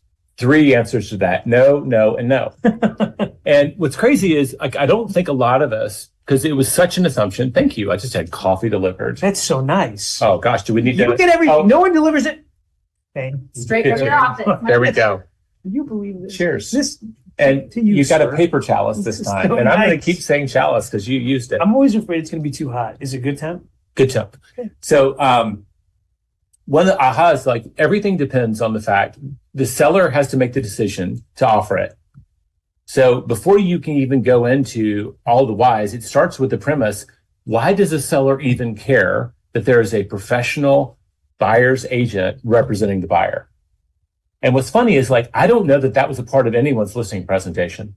Yeah. Oh, no. Well, that was the aha. And these, we gave you 13 of these. I bet you there's more. This is a page that I've been taking with me and that I think you might want to take with you and say, let's talk about it. Because absent of understanding what value a buyer's agent might have for the seller, you look up and it might just feel like a fee or a tax of some sort. It's educating, right? And that, like, I'll applaud our industry. It was, I think, a little late, but they had to wait too. They ran a full page ad. And the And Wall Street Journal was a good piece. That if you want to represent yourself, great. Here are the 111 things you'll have to do to replace your buyer's agent. Like, that is this message, but aimed at the buyer. What we haven't done is like, what is the message to the seller who ultimately makes the decision to offer it or not? So as you're sitting there and you're going through these, we won't read to you, but there's a couple of these, right? The buyer's agent will work to safeguard the seller's home during showings. Yeah. Some of these things you just know. So they're going to have to have been at least background checked and maybe even fingerprinted, depending on what state you're in. Exactly. That might give a seller some sense of safety. The buyer's agent, I was going to go if we're trading off. Yeah, It's yeah. like, number 5. How many times have the buyers gone straight to the furniture store and put like a whole like warehouse of furniture on the credit card? But if they have a great buyer's agent, what are you telling them to do? don't spend any money. Hand me your credit cards until it's closing time. Yes. Do not open up any new ones. What was the thing? Someone, it was like $1 charge. Did you tell me that the weirdest reason someone had gotten denied? I don't know that was Oh. me, but it's everyone listening has a story about some buyer that did something that they wish they hadn't done. It was Mark King told the boat story. Yes. Someone had bought a boat because they had bought a house on the lake, so they bought the boat. It threw their credit balance off. Now they ended up on a boat. They owned the boat and they didn't have the house, I think mine was they adopted a dog. and that So- might be worth it. Yeah. I love that. Anyone want to send me Grab pictures these. of their dog? Grab these, go to command, go to the connect version with these slides. I would encourage you, like, if this is a conversation you're having with the seller, figure out which of these you love that you think best make the case about why it matters that they have a professional buyer's agent on the other side. Educate them. So now we've taken them through this education on what a buyer's agent does and what the benefit might be. Now we get into this discussion about supply and demand. Jay, walk us through this. So we had to really distill things down to its basic, like what does cooperative compensation do and why is it important? So assuming that a buyer's agent is important to the transaction, let's just first, how does it work? When demand is up and supply is down, prices tend to rise. When demand is up and supply is down, More prices rise people, because more people want the real estate. more people want something that there's fewer of. Got it. This is pretty much the market we've been in for a while, Okay. right? We had 3 months of inventory going back to the end of 2019. Okay. And it was historically low and it hasn't changed much, right? We've got a supply problem. We have also, if you've been around the business long enough, I remember the 2010s, right? Demand was down and supply was up and prices went down across the nation. In some places by as much as 50%. The demand is down, so less people want it, and there's more of this thing. They drop their price to get theirs sold, and that's what drives prices down. Yep. In the rare times where demand and supply match, things are kind of stable. Okay. Why? I don't think that happens. I think you're either moving from one to the other. Got it. So I understand this concept. Now it applies, though, to agents. Yes. So I'm selling a home. Which one can I influence? Well, Supply or demand? I guess demand, because I only have one home to sell. The only exception we've come up with, like if you're representing a builder that has hundreds of properties to put condos or whatever, Sure. like they're already smart. They're not going to drop all 150 on the market at the same time. right? So if I can't affect the supply, then I need to focus my efforts on demand. Demand. And the number one way I can do that is probably with pricing. But Yes. that's not the only one. Right. We came up with some other ones, like we talked about it. Is the property in great condition? If it's in great condition, more people want it. Like, I don't want a fixer-upper anymore. No. Over the time when I was investing, that was very attractive. Don't want those projects anymore. I want to read a book on a Saturday. Me too. Strategic improvements, right? So there's fixing it up, and then there is like dolling it up, right? So strategic improvements present the home in a way that appeals to the most amount of buyers. Like, this is the decluttering, depersonalizing. We're all trained to do this. I believe the MLS is a very effective marketplace. I think there's a lot of evidence, but like, you could leverage a large marketplace, and that would be true as well. Sure. But the MLS, I know a lot of agents that will always favor their local MLS over any national portal because the accurate information that they can also control. And finally, and this is why we're having this, is offer cooperative compensation. Okay, I totally get this. So cooperative compensation, if I decide to offer it in that list, the seller has three basic fundamental choices. Yes. Either number one, authorize it, which would mean I authorize my agent to do it. Number two, don't authorize it, but be willing to consider it. Number three, don't authorize it and don't consider it. There was an argument that it was really just 1 and 2, right? Anybody will consider an offer, even if they said they wouldn't, if it's the right offer. Yeah, the one that we thought of is if you have a property that's so wildly unique that no one else can find anything like it, you might not authorize it and not be willing to consider it because it's one of a kind. Especially if it's in a high price. But let's walk through each of these and explain why a seller would choose them. And it, like, not to sway people towards one or the other, but like, what is the informed choice around each? We're going to take you through each one step by step and let you know exactly what the strategy might be. It's important to remember, though, that when discussing the seller's choices, you should not suggest that cooperative compensation must be offered. Agents must disclose and state in conspicuous language in their listing agreements that broker commissions and offers of cooperative compensation are not set by law and are fully negotiable. That's something like I might want them, they're going to initial that for me. I want you to read and initial that just so that we're really clear, because what I don't want is anyone coming afterwards and saying we didn't have this. You're chiseling your name in granite in mine. The initials aren't enough. I'm going to prick your finger and I want your fingerprint. You got it. It's going to be like John Wick. We're going to make an oath. So cooperative compensation the first one here, authorize to offer it. So this is now coming back to the demand. When you authorize it, this is in theory and in practice, you're appealing to the largest possible pool of buyers, right? So yes, you're accepting the risk that you could be offering more compensation than the buyers agreed to pay the buyer's agent. But guess what? Like, what happens to that money? Like you're offering it to the buyer, and the buyer can choose to whatever they want. That was always the choice. Now, it's estimated that 40% of the market would be challenged to pay the buyer's agent out of pocket. This is the part that matters. 4 out of 10. So you think about your VAs, there's no solution in place for that right now. They cannot pay their buyers. Many, if not all, first-time home buyers. Think about it. If they're already going for 3.5% down, well, you're starting to see how are they going to come up with double that or potentially more, depending on what the person is offering with flat fee or whatever?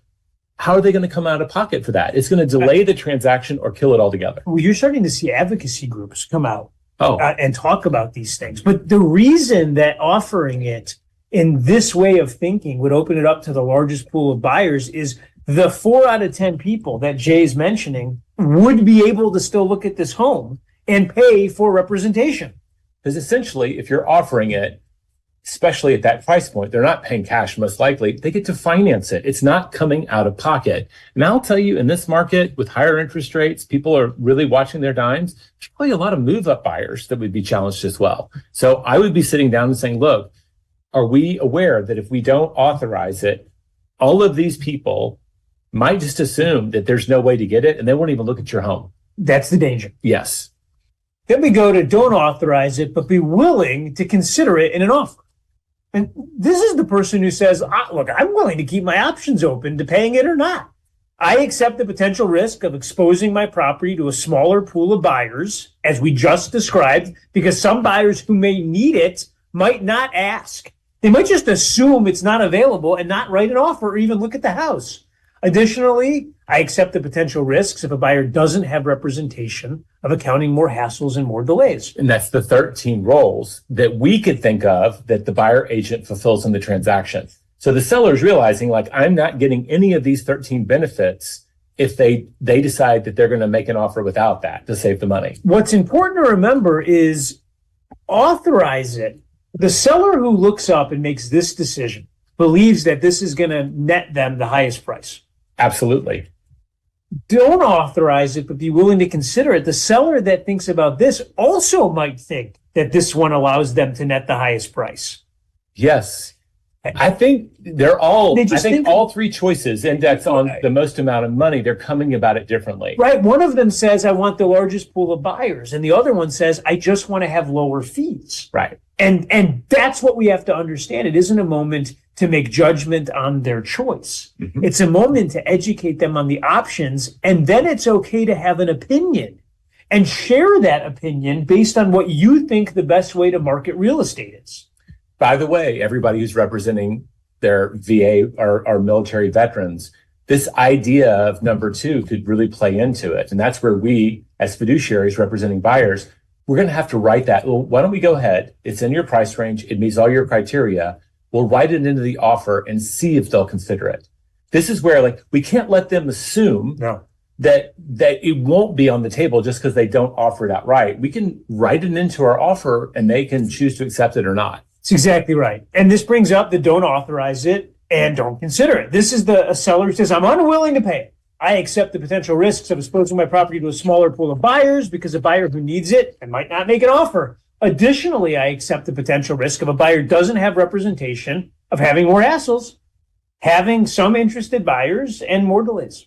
So, like the story I've told, I guess now in a couple of these, I went to dinner with my dad when I was in grad school. He was working at a medical company. He was in New York City entertaining surgeons on the dime. And like, when you're in grad school, you're thrifty. It's free meal. College student, right?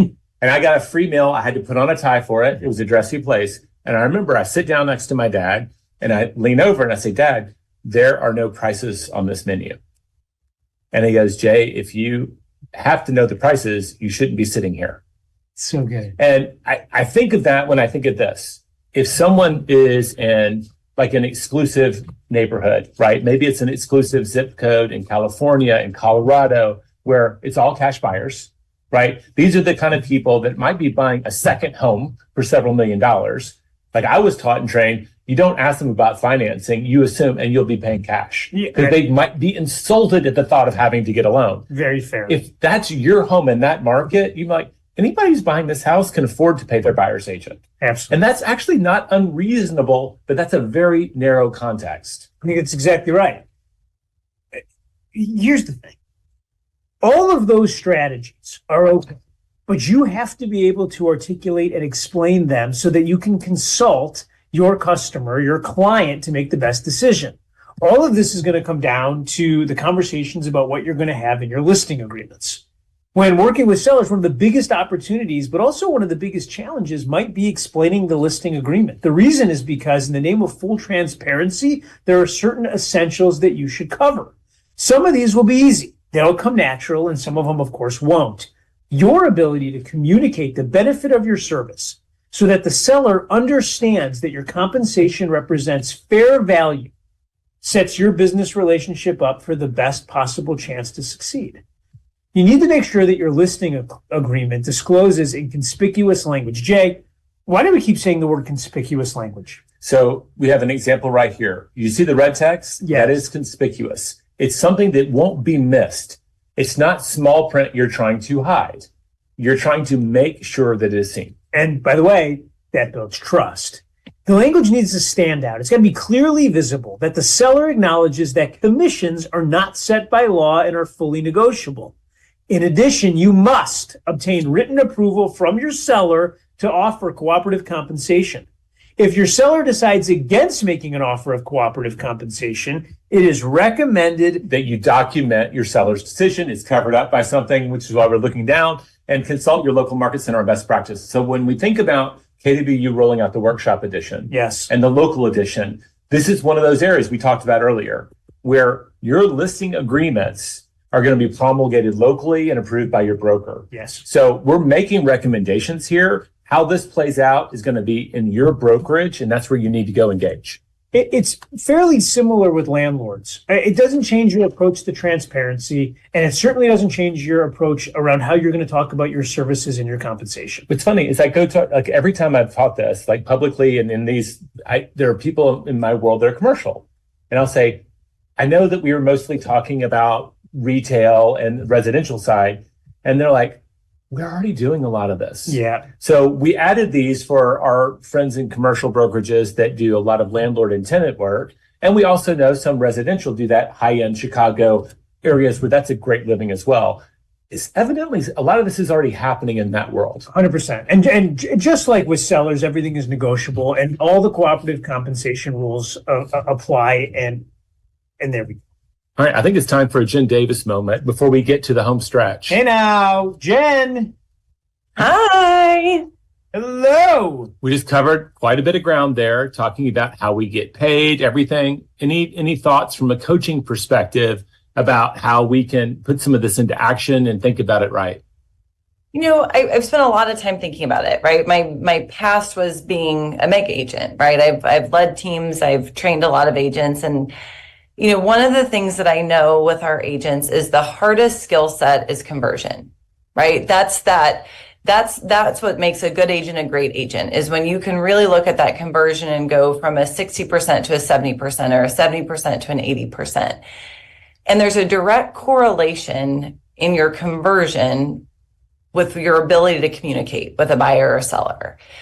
All of this boils down to communication. If you're not clear on your value and you're not clear on how somebody gets paid, there's no chance that you're going to be able to communicate it in a way that makes a buyer or a seller feel comfortable.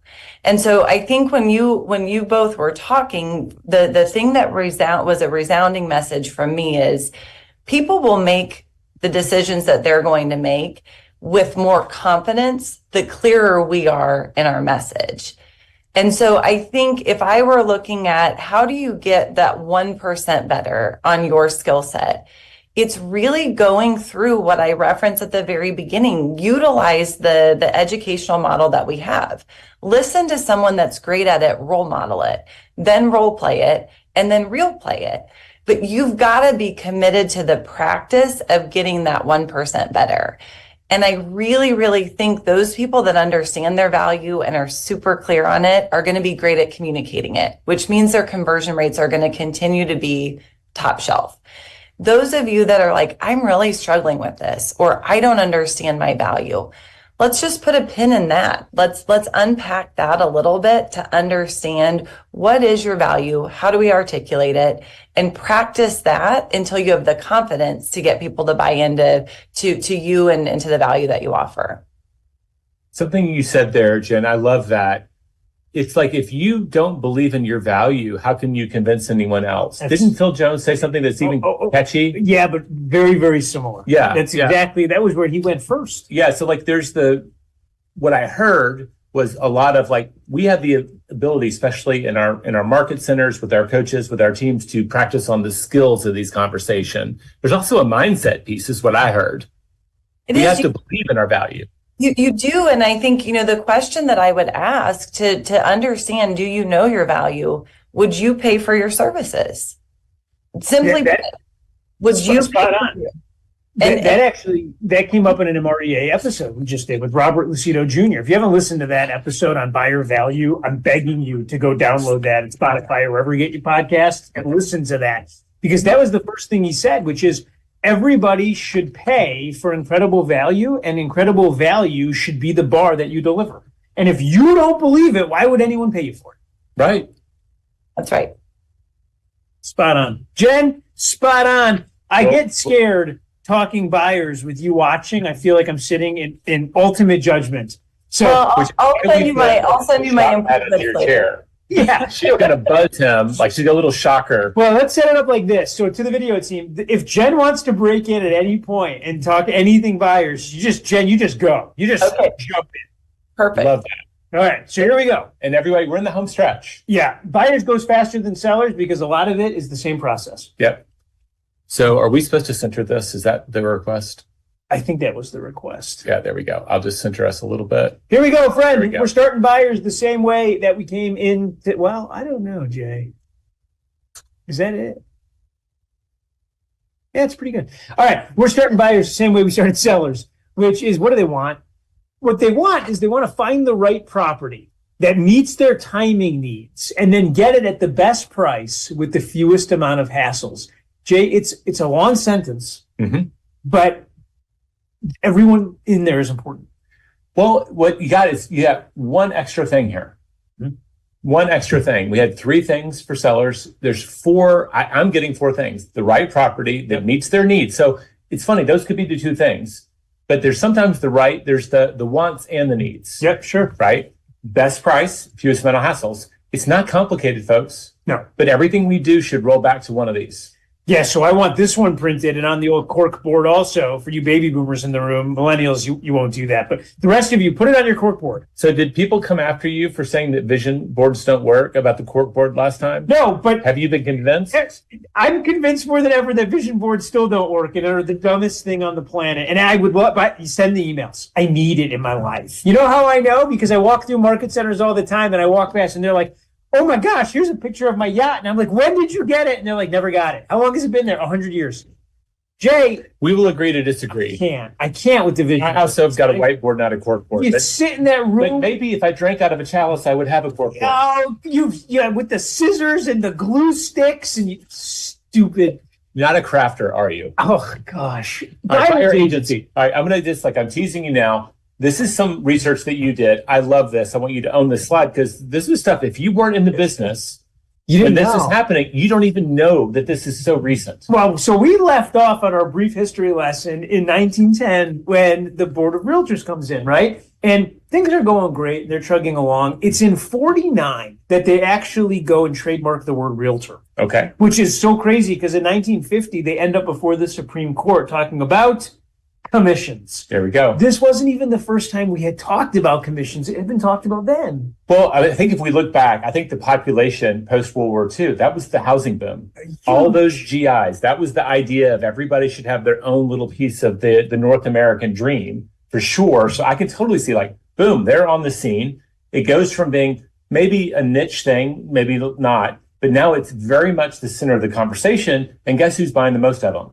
Our veterans and GI. So it doesn't surprise me that government said, let's check in on this. Well, and they did. After that, this thing goes nuclear. You have so many homes being built, and you have so many buyers that are coming in, and everything is going great. The MLS starts to come into vogue, and before you know it, people are sharing information back and forth. Throughout the 70s and for most of the 80s, the natural order of things were people were calling off of signs. This was a big deal. They were going to open houses. They were finding print ads. You went to different brokerages and you looked at their listings. Yes. That was even after you first started seeing the MLS. You still went sometimes. Well, wonder what Century 21 has, or grab one of those books and we'll show you actually what it looked like. So if you go back far enough, this was the MLS. Some of you are all laughing because you remember these books. This was the sold edition of the MLS. This was how you ran comparables. You literally looked through and it had in really small writing all of the information about the house. This was how we were doing it. That and with the calculator. So good. So as all this is going on in 1983, the Federal Trade Commission decides to do a survey. And what they find is that 71% of home buyers thought that they were being represented by the person they met at the house. But they were really sub-agents of the seller. You see, at this point, buyer's agency wasn't even a thing. When they asked people, well, why did you think that? They said, well, they opened the door for me and they told me how much it was and they told me how many square feet it was. And I just figured they were there working for me. At that point, everybody was a sub-agent of the seller. Well, the real estate industry looked up and realized it. And in 1988, y'all did this. You self-started the Real Estate Buyers Agency Council, which was specifically designed to advocate for representation for buyers. In 91, this becomes adopted. And by 92, this literally is a wash and becomes the law of the land. And we've been living with buyer's agency ever since. I know I got into this industry in 2000. So you just thought that was how? Nobody was talking about it even being in the last decade then. Like I think because so many people knew it was needed, both on the client side and on the industry side, I bet it was one of those adoptions where everybody's like, of course, that makes tons of sense. Not at all. Actually, when you go back and look at it, there were all these reporters that said this is going to change the industry. The real estate agents are going to go out of business. This By is having bad buyer for the agency. seller. Here's Wow. the deal. Anytime that there's a change, a big change, you're going to have people that rush out to make wild, audacious comments on both sides of every argument. There was an argument to be made at this point that sellers agents were going to be fewer and further between, and that everyone was going to turn and start representing nothing but buyers. And you look up and it all defies logic, but that's what happens in times of uncertainty. Yeah. People just guess. So what is a buyer's agency agreement and when should it be signed? This is a written contract between the buyer and the agent outlining the details of their working relationship. This must be signed before the agent can show a property. Consult with your broker for best practices. Now, we've been doing a lot of research around this. You've been pulling together masterminds. Yes. You mentioned Matt Miali. I'm thinking, is it Jessica Starr? Yeah. Some of these people, they've been in states where this has been required. It's not new. Yeah, Connecticut, Wisconsin, Washington State. They've been living with this specific rule for a period of years. And here's, by the way, what happened. Only good things. Only good things. The fact of the matter is as I meet with them, their buyer consultations are phenomenal. Their value is really good. And it hasn't driven buyers away from using real estate agents. In fact, more real estate agents are still working with more buyers. One of my takeaways, and this is a little off script, one of the things that I just walked out of the mastermind that you invited me a part of is this idea of people thinking of, I want to go see a house, and signing and reviewing the buyer agency agreement as being two different events. And I don't know which of them said it. It's like, no, just think of it as all one event. You go to the doctor's office, you do the paperwork, and then you see the doctor. But this idea of, great, I'm going to call the seller. I'm going to schedule the showing for us right now because you won't miss that house. We just need to get together for 30 minutes beforehand. And what they're doing is they're talking about it as one event versus two different decisions. Yes. We already know they want to see the property. We're just connecting the two events together. I just thought that was like, duh. No, it's brilliant. That's the thing. The best It's answers, so brilliant, it's obvious in retrospect. The best answers are the most simple, and yet everything in life naturally wants to become more complicated. So there are some really essential conversations. Yes. Right. So when you're working with buyers, one of the biggest opportunities and also one of the biggest challenges is explaining your buyer agency agreement to them. The reason is because in the name of full transparency, there's that word again that ties back to trust. There are essentials that you should cover. Some of these will be easy and come natural and some won't. Your ability to communicate the benefits of your services so that the buyer understands that your compensation represents fair value sets your business relationship up for the best possible success. That's a mouthful, but it's kind of like everything we have to say around it. So let's talk about what are the essential conversations. One, you explain what you charge and what you do to earn it. We've been going through, we can't tell you what to charge. Only you and your brokers can make that decision. How you describe it and how you earn it are things that you're going to have to master. That's what a lot of this course is around. Sure. Here's what I charge and here's what I do to earn it. And although all commissions are negotiable, that doesn't mean that you need to negotiate your commissions. Yeah. What was it? Gary's quote from the second time we did this, he goes, of course, commissions are negotiable. I'm not. I'm very clear about the value I bring to the occasion. And like, I don't negotiate on that. I thought that was like a good turn of phrase too. That was great. So make sure you disclose in conspicuous language. There's that word again. That would be the red ink here, conspicuous language that stands out and is clearly visible that the buyer acknowledges that there are no standard compensation rates or programs and that the terms in the buyer agency agreement are fully negotiable and are not established or set by law. At some point, I'll have that memorized. I will have it memorized. You're getting very good. All right. Make sure you cover whether this is exclusive or non-exclusive agency relationship. Sure. And then, of course, explain how you get paid for your services. The buyer can pay you directly at closing. Right. The seller or the seller's broker can pay you at closing. And you have to explain the opportunities and challenges with cooperative compensation and then explain the opportunities of seller concessions. We're about to get into this stuff. Yes, because now we're getting into some of the new proposed NAR rules. If the seller or listing broker is paying you via cooperative compensation, never, Jay, we used a different font. When you said never here, what did you mean? Did you really mean never? This would be another example of clear, conspicuous language. Never say or imply that your services are free. The only exception to saying that your services are free is if you are actually not receiving compensation for the transaction. And before you ask me, what did I mean by the word not? I mean not. We mean never and not. That's right. You're literally like pro bono, as the attorneys would say. And the reason this is so big is like one of the biggest things that was happening. And it's us. I don't believe people were trying to mislead. I think they were shortcutting, right? When people said they were free, what they meant is you don't have to come out of pocket. But those are very different statements, people. That is not free. It's financed.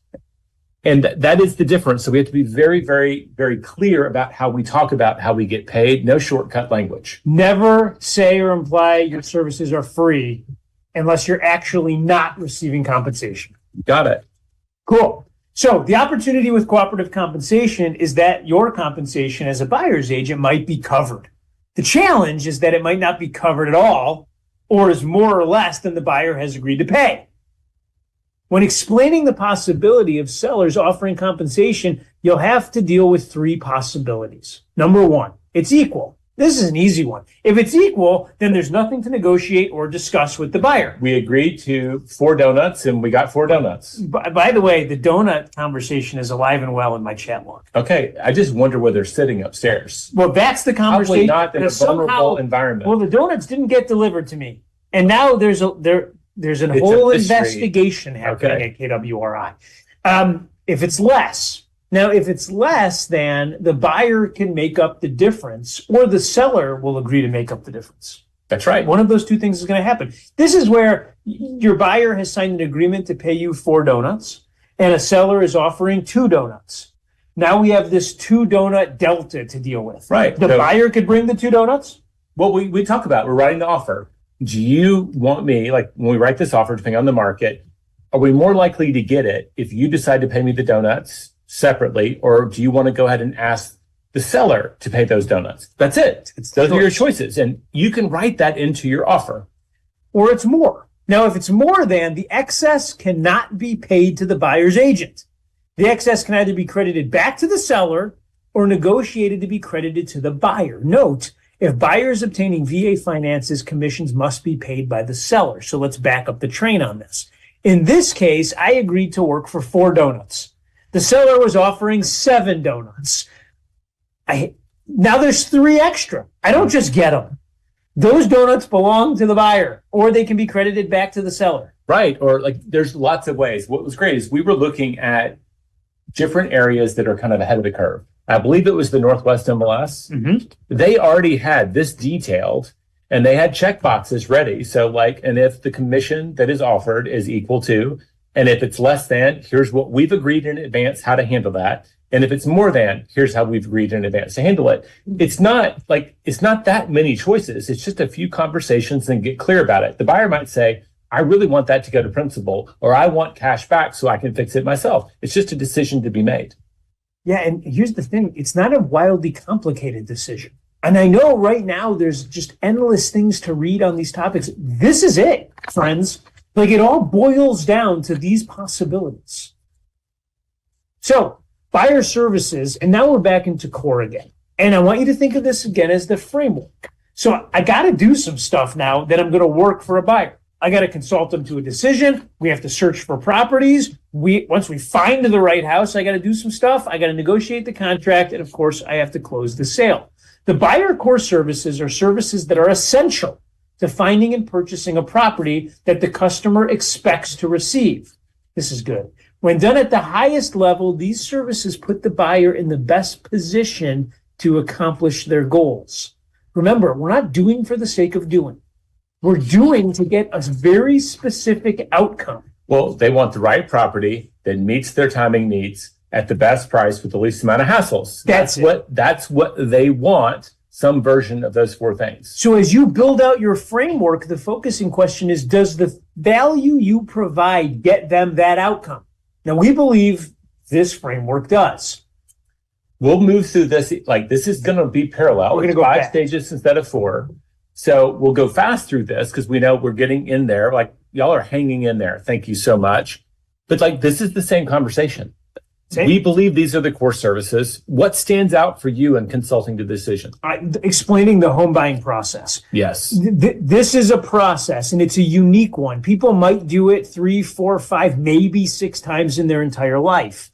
The process needs to be explained. When you fail to explain the process, people get nervous about what's going to happen next. And that includes explaining how cooperative compensation works, whether it might be offered. And in this case, there could be a seller concession that shows up the same way. Now, some of you are out there and you're thinking, gosh, I get all this, but how would I talk about it? I just want everyone to know we're hard at work at the next course in this series, which is now you'll have your frameworks. Mm-hmm. Now, how do you go build the conversations around each of these pieces? We are literally in the lab with a pen and a pad working on that night and day. That's right. It's coming.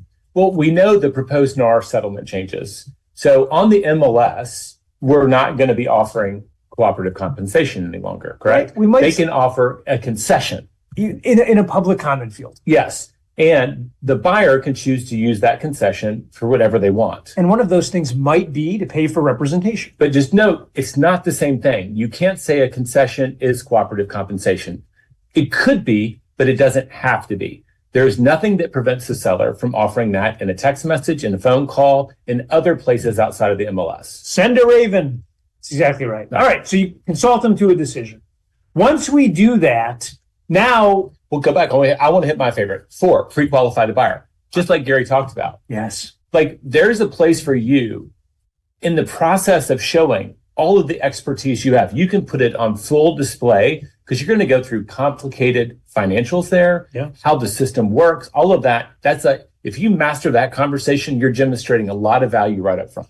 Yeah, it's a conversation I wouldn't be absent from. I'm not going to pass that. By the way, I have great lenders that I work with. I think I have some of the best lender partners in the industry. And up to meeting with Gary on this, I was passing people off. I'm not going to be absent anymore. Love it. I'm going to say one more thing because of the NAR thing going on. You're going to review and sign this buyer agreement right at the start, right? Before we show homes, all of these things. It's very easy to do. We now know it's just a skills issue and a mindset issue, but that has to be there and you need to review it. Like they were talking about, you put it on the screen. You can walk people through it. Who was it that was recording a video explaining each of it?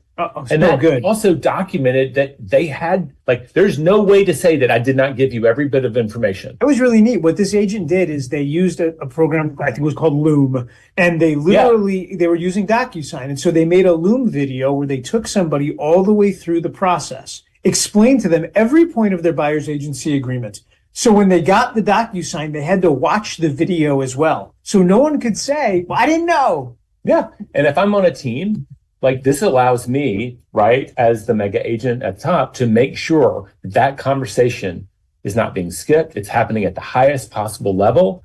Like, and you can do a few Loom videos until you nailed it. Absolutely. Yeah. All right. So I've got him to the decision. Now we're in. We got to search for some properties. Now, this is set up a little differently, right? This stage is all about uncovering as many properties as possible that match the buyer's criteria. What we did is we broke it into active agent and passive agent based on the interviews we conducted. There's nothing wrong with either. I'm about to make an impassioned plea for you to move from passive to active. Passive means, and it's okay, I wait for the buyer to call and tell me what they want to see. Mm-hmm. And a lot of folks get into that. As a matter of fact, we heard some very successful real estate agents saying that one of the ways that they present value to the buyers, they say, listen, the MLS used to have data which was only for real estate agents. Mm-hmm. Now it's shared on aggregating sites like homes.com and Zillow, and you can go and it's really fun to look for your homes. Go spend all the time you want and then let me know which homes you want to see, and then I'll get us in. And they tried to gamify it for their buyer that way. Okay. And that's okay. a choice. That's a choice.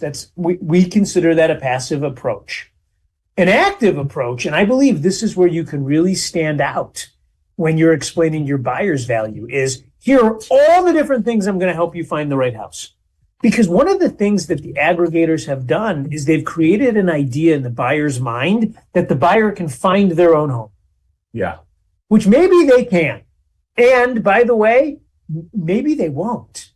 Meaning you have all of these other things that you can do by which you can demonstrate value. And even if the right home ends up coming onto the MLS, no one can discount the steps you took. That's right, especially if you're doing all of them. So you're searching on the market for MLS homes. You're looking on the market for houses not on MLS. These are FSBOs, right? Things that there's a sign on the yard. It's just not in any system that an aggregator would have access to. That's right. Boom, right there. And then I love the one of, is there a neighborhood that your clients want to live in? There's no sign that they want to sell, but you're willing to connect with those people to find out if someone's willing to entertain an offer. The golden letter, like we know people who are getting lots of listings in service of their buyers. The last 2 personal residences I've bought have been by sending letters to neighborhoods I've wanted to live in. There you go. And it's so crazy because I see real estate agents all the time that buy their own personal houses off of the MLS. And I think that's so weird. Because y'all... I've bought a fair number of investment properties. Is if you're looking every day, you're going to see the right ones pop up. You'll see one that you're like, that's not priced right. You're going to find those also. But why would you ever not take the approach of both? Yeah. I've been now... We worked our neighborhood listserv. Like we found out about the home we're living in today before it went on the market. That's the key. We used our network to find our neighborhood network to find out who was about to sell their home. And I think one of the things that you can do, by the way, is bring this and say, there are 2 types of buyer's agents. Let me explain the difference. And you're off and running. So now we've searched, and at some point we're going to have found the right house. The goal of this stage is to help narrow down all the available options to the right one. Yeah, I think the number 2 is where I think a place where agents can really stand out, right? When you walk them through the pricing strategy around the homes and compare them, that would be like one of the places I would zero in, because most people don't have access to the data and perspective we do. We can demonstrate a lot of experience. Does that jump out for you or something else? No, I think that there's a ton of room there, because I think most real estate agents use an automated system based on the CMA, a cloud or something, and that's fine. That's great. My question would be, how do you plus that and make that feel more fiduciary? Yeah. Gary said he would actually take them to see other homes so that they could walk through comparables. I thought that was really interesting. Yeah, I think if the market allows you that time, absolutely. Sure. I think some of the shortcuts we've seen have been because of the urgency to get the limited inventory. I get that. So in the right market, I think that's a super plus. So we find the right house, and now we have to get into negotiating. And these are largely similar steps that we had on the seller side. Yeah. Like we're going to negotiate this. I think on the buyer side, the due diligence, a lot of that is known, right, to the seller. That is an area I do think that we can bring a lot. We can lower emotions. We can help them navigate, because you've got this offer out there now. You're moving into the due diligence. You're about to get into the place where it's fraught with lots and lots of emotions. I think that number five is a big one. We're in that number 5, navigate the diligence. Number 5, meet milestones on a contingency calendar. This kind of surprised me.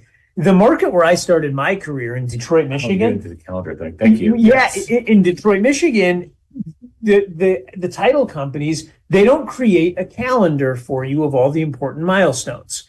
Then I went and I sold a house in LA, and the title company gave me a calendar. And on this calendar, it looked like a calendar. It had every key date. And the first thing they did was create this calendar. I took that back to Michigan. And there are agents now who on every deal, they create these beautiful calendars. They give one to the buyer. They give one to the seller. They give one of the seller's agents. So everyone is on the same page. Everybody knows what's happening next, to go back to Miss Miller. It's so good. And by the way, if you're in a market where no one's doing that, you will absolutely stand apart. Yes. People will love it. And now I got to close the sale. And again, this is all about, for me, 2 things. I think final walkthroughs. Yep. If you're not doing a final walkthrough, I'm radically confused. And if you're not going to closing, I'm radically confused. I think appraisal's a big one that we always have an opportunity. Like, are you meeting the appraisal? Are you providing the right comps to make sure that it appraises? Like in different markets, that matters more than others. But yes, love it.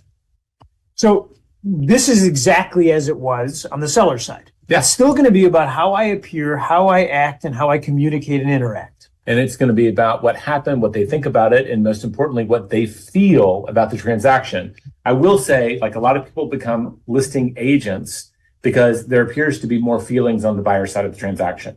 And that is meant to be a little bit of an understatement, which means that's a place where we can show up as professionals and remove all the negative emotions so that people have a better experience. Yeah, well, yes. And I think if there was ever a time when representing a buyer was ever thought to be less than, for whatever the reason, there are no sellers without buyers. Right. And there are no buyers without sellers. Right. So which comes first? Which is more important?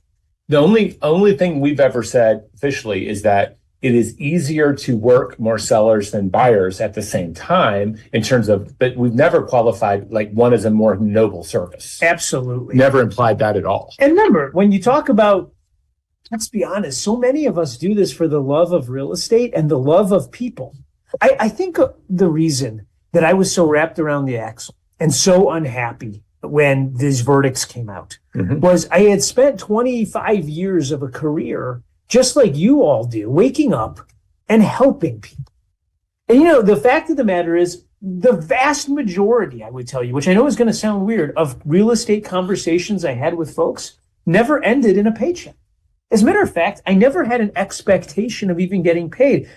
I can't tell you how many casual conversations I had where I was giving people free advice. Yeah, you try to go do that with any lawyer in town and see if you don't get a bill. But it was weird. Went to bed one night thinking that I was helping people every day as a profession. I can't think of a more noble one, by the way. I was helping. And I woke up the next day, cast typed as the villain in some movie. Yeah. And it really bothered me. And I started thinking about that.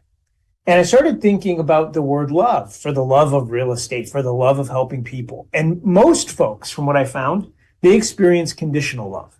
And conditional love means I like how you make me feel about me. Mm-hmm. Real love is I care how you feel.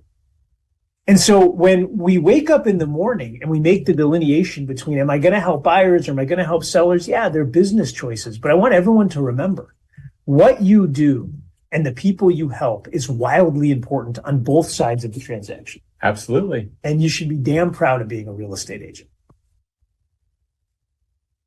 That was almost closing remarks if you were your own attorney. So we're just going to go back to that briefly. Okay. Well, it has to come up in the buyer section because it's around buyers that people are, they're casting dispersions and they're poking holes. And being a buyer, they're trying to reduce the buyer agent to a functionary when we know that there's a fiduciary there is wrong. And we know how much of it is a disservice to the buyers and to the sellers. Yeah, and I just don't want anyone waking up and ever looking at a buyer's agent and saying, well, one day you'll be on the listing side of the business. Let me just tell you, you wake up and you give phenomenal representation and value to a buyer. We know that Ken Pozak, he's not very good. He gets a lot of buyers. He's good. I don't know, he's not very talented. How many million in buyers did he do last year? I don't even know. It's crazy amount. He just netted $2.5 million. Wow. Netted. Primarily buyers. Yeah, congratulations. By the way, also doubled the listing side of his business. You know, he's coaching with Gary.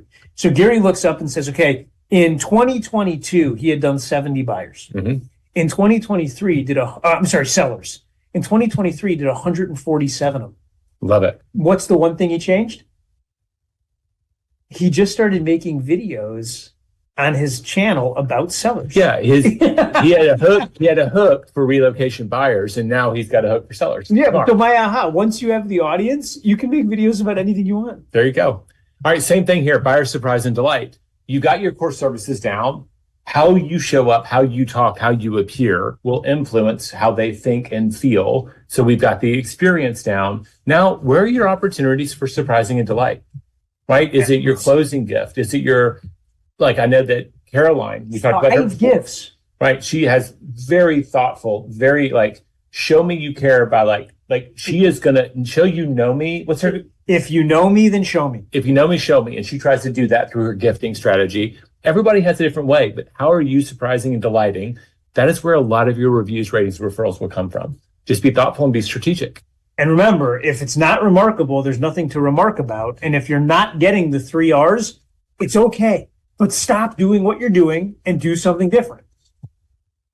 We have the same bundling conversation. Same thing. I think it's unusual only that I think a lot of people didn't expect us to offer the unbundled, but it's there, right? I think we thought of like this always being a bundled service. It's not. It doesn't have to be. No, but the same challenge persists, which is when you start to Fiduciary is the whole service. There it is. It's got to be there all the time. And these are the same slides you saw on the seller's side, so we're not going to bore you. Slightly different scenarios on the unbundled, right? It's not exactly parallel, but true. And same with representing tenants. And just with buyers, everything is negotiable when you're representing tenants. Yep. Same levels of transparency. All of this, especially the trust and fiduciary, you start nailing these, that's how you get on the path to becoming irreplaceable. And now, although this is a big idea, and here's the thing about courses. Oftentimes you bookend big ideas. Mm-hmm. Trust is a big idea. We're about to bring Jen Davis back in, but this is a huge idea. You see, value is at the heart of all businesses because all businesses are this exchange of value. Right. You determine the value that you provide, and your clients determine how valuable it is to them. Yes. We covered that. We have focused in this whole course on how value is conveyed before and during the transaction. But it can't end there. To become a client's real estate agent for life, providing value just begins there. As we move past the transaction, we get to focusing on deepening the relationship. Think of it this way. Products, services, and touch programs need to be either useful or needed. If something is useful or needed, it's relevant. If something is relevant, it's valuable. I want you to think about that line for a second. Jay, when you have things in your life or offers that are made to you that aren't relevant, you don't assign value to them. No. Give me an example. Well, the first thing that comes to mind is because I'm on a lot of people's databases, I get invitations to open houses in other states. Hundreds a week. And it's only relevant to me that like I'm curious about how they do it, right? So in my profession, but like it also is a sign that it wasn't completely manicured. Like that was intended to their local database more than likely. But that's an example of how sometimes our tagging systems aren't perfect and we're making irrelevant offers to people that is undermining some of our overall value sometimes. Well, and here's the thing. When you provide information that's not relevant and ultimately becomes not valuable, you could lose people from your database. Yeah. Because like if you didn't know any better, you just unsubscribe. You'd say, look, I'm not going to any open houses in Des Moines. Right. Beautiful place, not going. Don't need this anymore. But you may miss out on their newsletter that's designed to help you get referrals. I know. That's the challenge. When you consistently deliver relevance and value, you're on the path. You're not there yet, but you're on the path to becoming irreplaceable. This is the biggest word. Everyone should write it down. Becoming irreplaceable is what creating clients for life is all about. When we were writing this slide, Gary talked about by name his first client, his third client, the client that was pregnant and couldn't come see the home. And in many of these, he's still in their lives. It's incredible. And vice versa. Like generations have come back to him to have him or one of his agents list their homes. The guy gets come list me calls from the 2 years he spent listing and selling real estate today, 2 generations later. So one of the things, like you were reading this beginning, Gary's a great example. I think a lot of times when we look at the Rosies, the Gary Gentrys, we have people that we know have been doing this for decades and decades at a really high level. Yes. They have helped generations of families. Yes. They have not just become the realtor of choice. They've become the only choice as a realtor for those families. That's a big idea. Yeah. It's that idea. It's like, you don't have a choice. Like, well, we have to list it with Gary or we have to list it with Rosie because my dad and my granddad did. Yeah. However that worked out. The thing that I was thinking about between transactions, some of the times we look at, woe is us, our average life cycle between transactions is 7 to 10 years. That's a long time to maintain things that are useful and needed. But the thing that we're selling is homes that are inherently complex. They're very expensive. And a lot of people, unless they're an architect or a builder, don't fully understand them. No. So we have an infinite number of ways we can be useful and needed between that 10 years. Compare that to, I had I bought a car. I like that they offered me free oil changes. It's great. And they remind me. Yeah. They are trying to stay useful and needed for me and my car ownership. So I'll buy another car from them. How are we doing that? But if I sold you a lamp, what would I do? Put you on a light bulb subscription? These days they don't go bad. I know. They stay I forever. feel like I'm going to be selling the lamps with the house, 50 years later with the same light bulbs. Well, and that's the key. And that's the assignment we'd like everyone to go take. And if you take this with the course book, it's actually going to walk you through this. But now's the moment to think about, okay, I've completed a transaction. What are all the touches that I'm making? So step one, write down a list of every single touch that you're making post-sale forever. Step two, circle all the touches that are actually useful or needed. Now, a postcard that says it's time to clean your gutters might not be that useful or needed. I know this because someone sent me this postcard. And I know it because my 11-year-old handed it to me and said, hey, Mom wants you to clean the gutters. It's not what these hands. I wouldn't even know where to start. It's not what I do, Jay. And so I can imagine that. I called the agent Yeah. and said, you got to stop sending me mail. The person said, well, why? What's the problem? I said, you just sent a to-do list to my house. You literally just sent over a thing I'm supposed to do. What are you going to send next month? I should come to your house and clean up the garage maybe, or help you paint. To me, that wasn't useful or needed. I think going the extra step and then giving them a way to have it done for them, right, would have been great. There are people out there, believe it or not, that went, oh man, I've got a project for Saturday. No, I get to get a ladder out. I don't believe that. I don't believe this. There are, but as business people, we can't assume everyone's that just because we are. I don't even like going up on a ladder, and you need someone else to hold it. So now everything's a two-person job with a ladder. There you go. I hate it. Jen Davis, join us. So one more. While we're talking to Jen, would you please give us an evaluation? What opportunities did we miss? Yeah. Where were we funny and not intentionally so? Feet shake on a ladder. I had everything. The things we learn about Jason: he drinks out of a chalice. We know he loves donuts, and don't put him anywhere near a ladder. Yeah. I don't think anyone thought to put him on a ladder, though, Jay. I really don't. Yeah, I'm not handing him any power tools and expecting him to use them. No, I'm not going up on a ladder. That's not you. And you know how they got these cashmere shorts. Anyway, Jen, tell me, what did we get right? What did we miss on the buyer side? What are your thoughts? I don't think you missed anything. I want to underscore something you said, though. I think everybody woke up the day after, the verdict came out and had feelings around it, right? Right.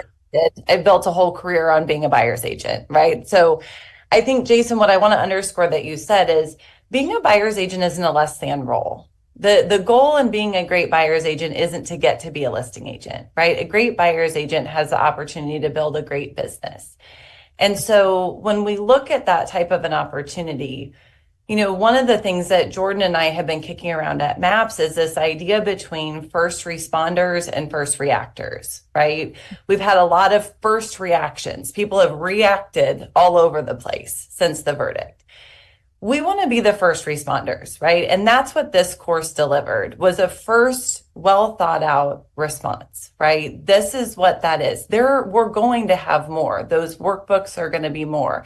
The next course is going to be more in the response for us to help our agents. So for those of you that are out there, the number one thing is that you're worried about. The number one thing to do to get out of worry and to think about it is, this is an opportunity. It's an opportunity for buyer agents to raise their level of professionalism. And so when we were talking about getting that buyer rep agreement signed before you show a property, it's the idea of no longer being a Pop-Tart, right? Somebody calls and we don't pop out and run and show a house. A Pop-Tart? A Pop-Tart. I like donuts. I like Pop-Tarts. So I think when we look at it, though, I really want I want people to take this in. if you're a buyer's agent, you're going to be okay. You're at a place where we're developing curriculum and tactics to make sure that you succeed in this next stage. So I do want to underscore that what Jason mentioned earlier is this isn't a less than role. This isn't going away. Buyer agency isn't going away. We're going to be with you each step of the way, whether that's coaching you, whether that's educating you, whatever that looks like. We are your partners in this. And so the three of us and Gary and Mark and everybody at KW wakes up every day and thinks, how do we help you sell one more house? So the idea today is to look at the value that Jay and Jason offered and say, what can I implement into my strategy session? What can I implement into my listing presentation so that I get to help one more family? And I think that's really it. We're providing you the tools. You actually now have to go take the tools and get out into the field and do the work. I love it. Love it. Thank you, Jen. And thank you for being ready for whenever we called out your name to jump in and add value. I have got a lot of notes and feedback that I'm going to put in that QR code. Oh, you can just email me directly, guys. It's okay. I know. We also thank the interpreters. I just want to thank them. I know that we talked fast. We talked over each other. So Elsa and I don't know if I got that right. Thank you so much for bringing extra value to our course. Yes, thank you. And closing thoughts. Jen, any last sentence you want to leave them with? I think just lean in, love your people, be very transparent, and everything's going to be just fine. Love it. Jay? I'm going to quote a really wise person named Jen Davis. Fair. Anxiety goes away with productive activities. So if you do what Jen asked us to do, which is just one step at a time, start implementing this. Change is not scary if we can respond to it appropriately. And what I know is there's a lot of people out there pulling their hair out going, it's all over. While they're doing that, we can go out and be listing and selling homes. I love that. And for my part, I want to tell everybody, there's no course here if it isn't for our friends and our coaches at MAPS and for our KW Master faculty and approved faculty members. They have been doing the research out in the field. They're certified to come out and teach this course.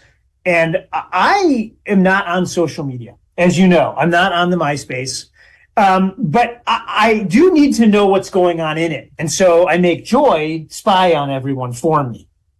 And one of the things I asked her to do was to start screenshotting all of the stuff that's for sale around to sell to people that are scared. Oh, yeah. From our industry. Yeah. You're terrified. Send me $99 and you won't be scared anymore.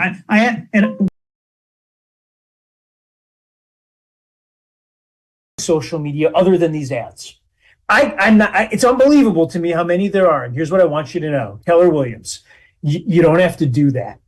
We're going to keep cranking out the sort of education that you need to not just get through this, but to thrive through this. This is the first of a 3-part series around value, how to talk about it, and then how to go generate leads directly to it. We are just getting started. I want to thank everybody for joining us. And I want to remind you, our industry has been evolving and changing for well over 100 years. This is a moment not to run from. It isn't a revolution. It's an evolution. And all things evolve. Thank you for joining us. Have a great day.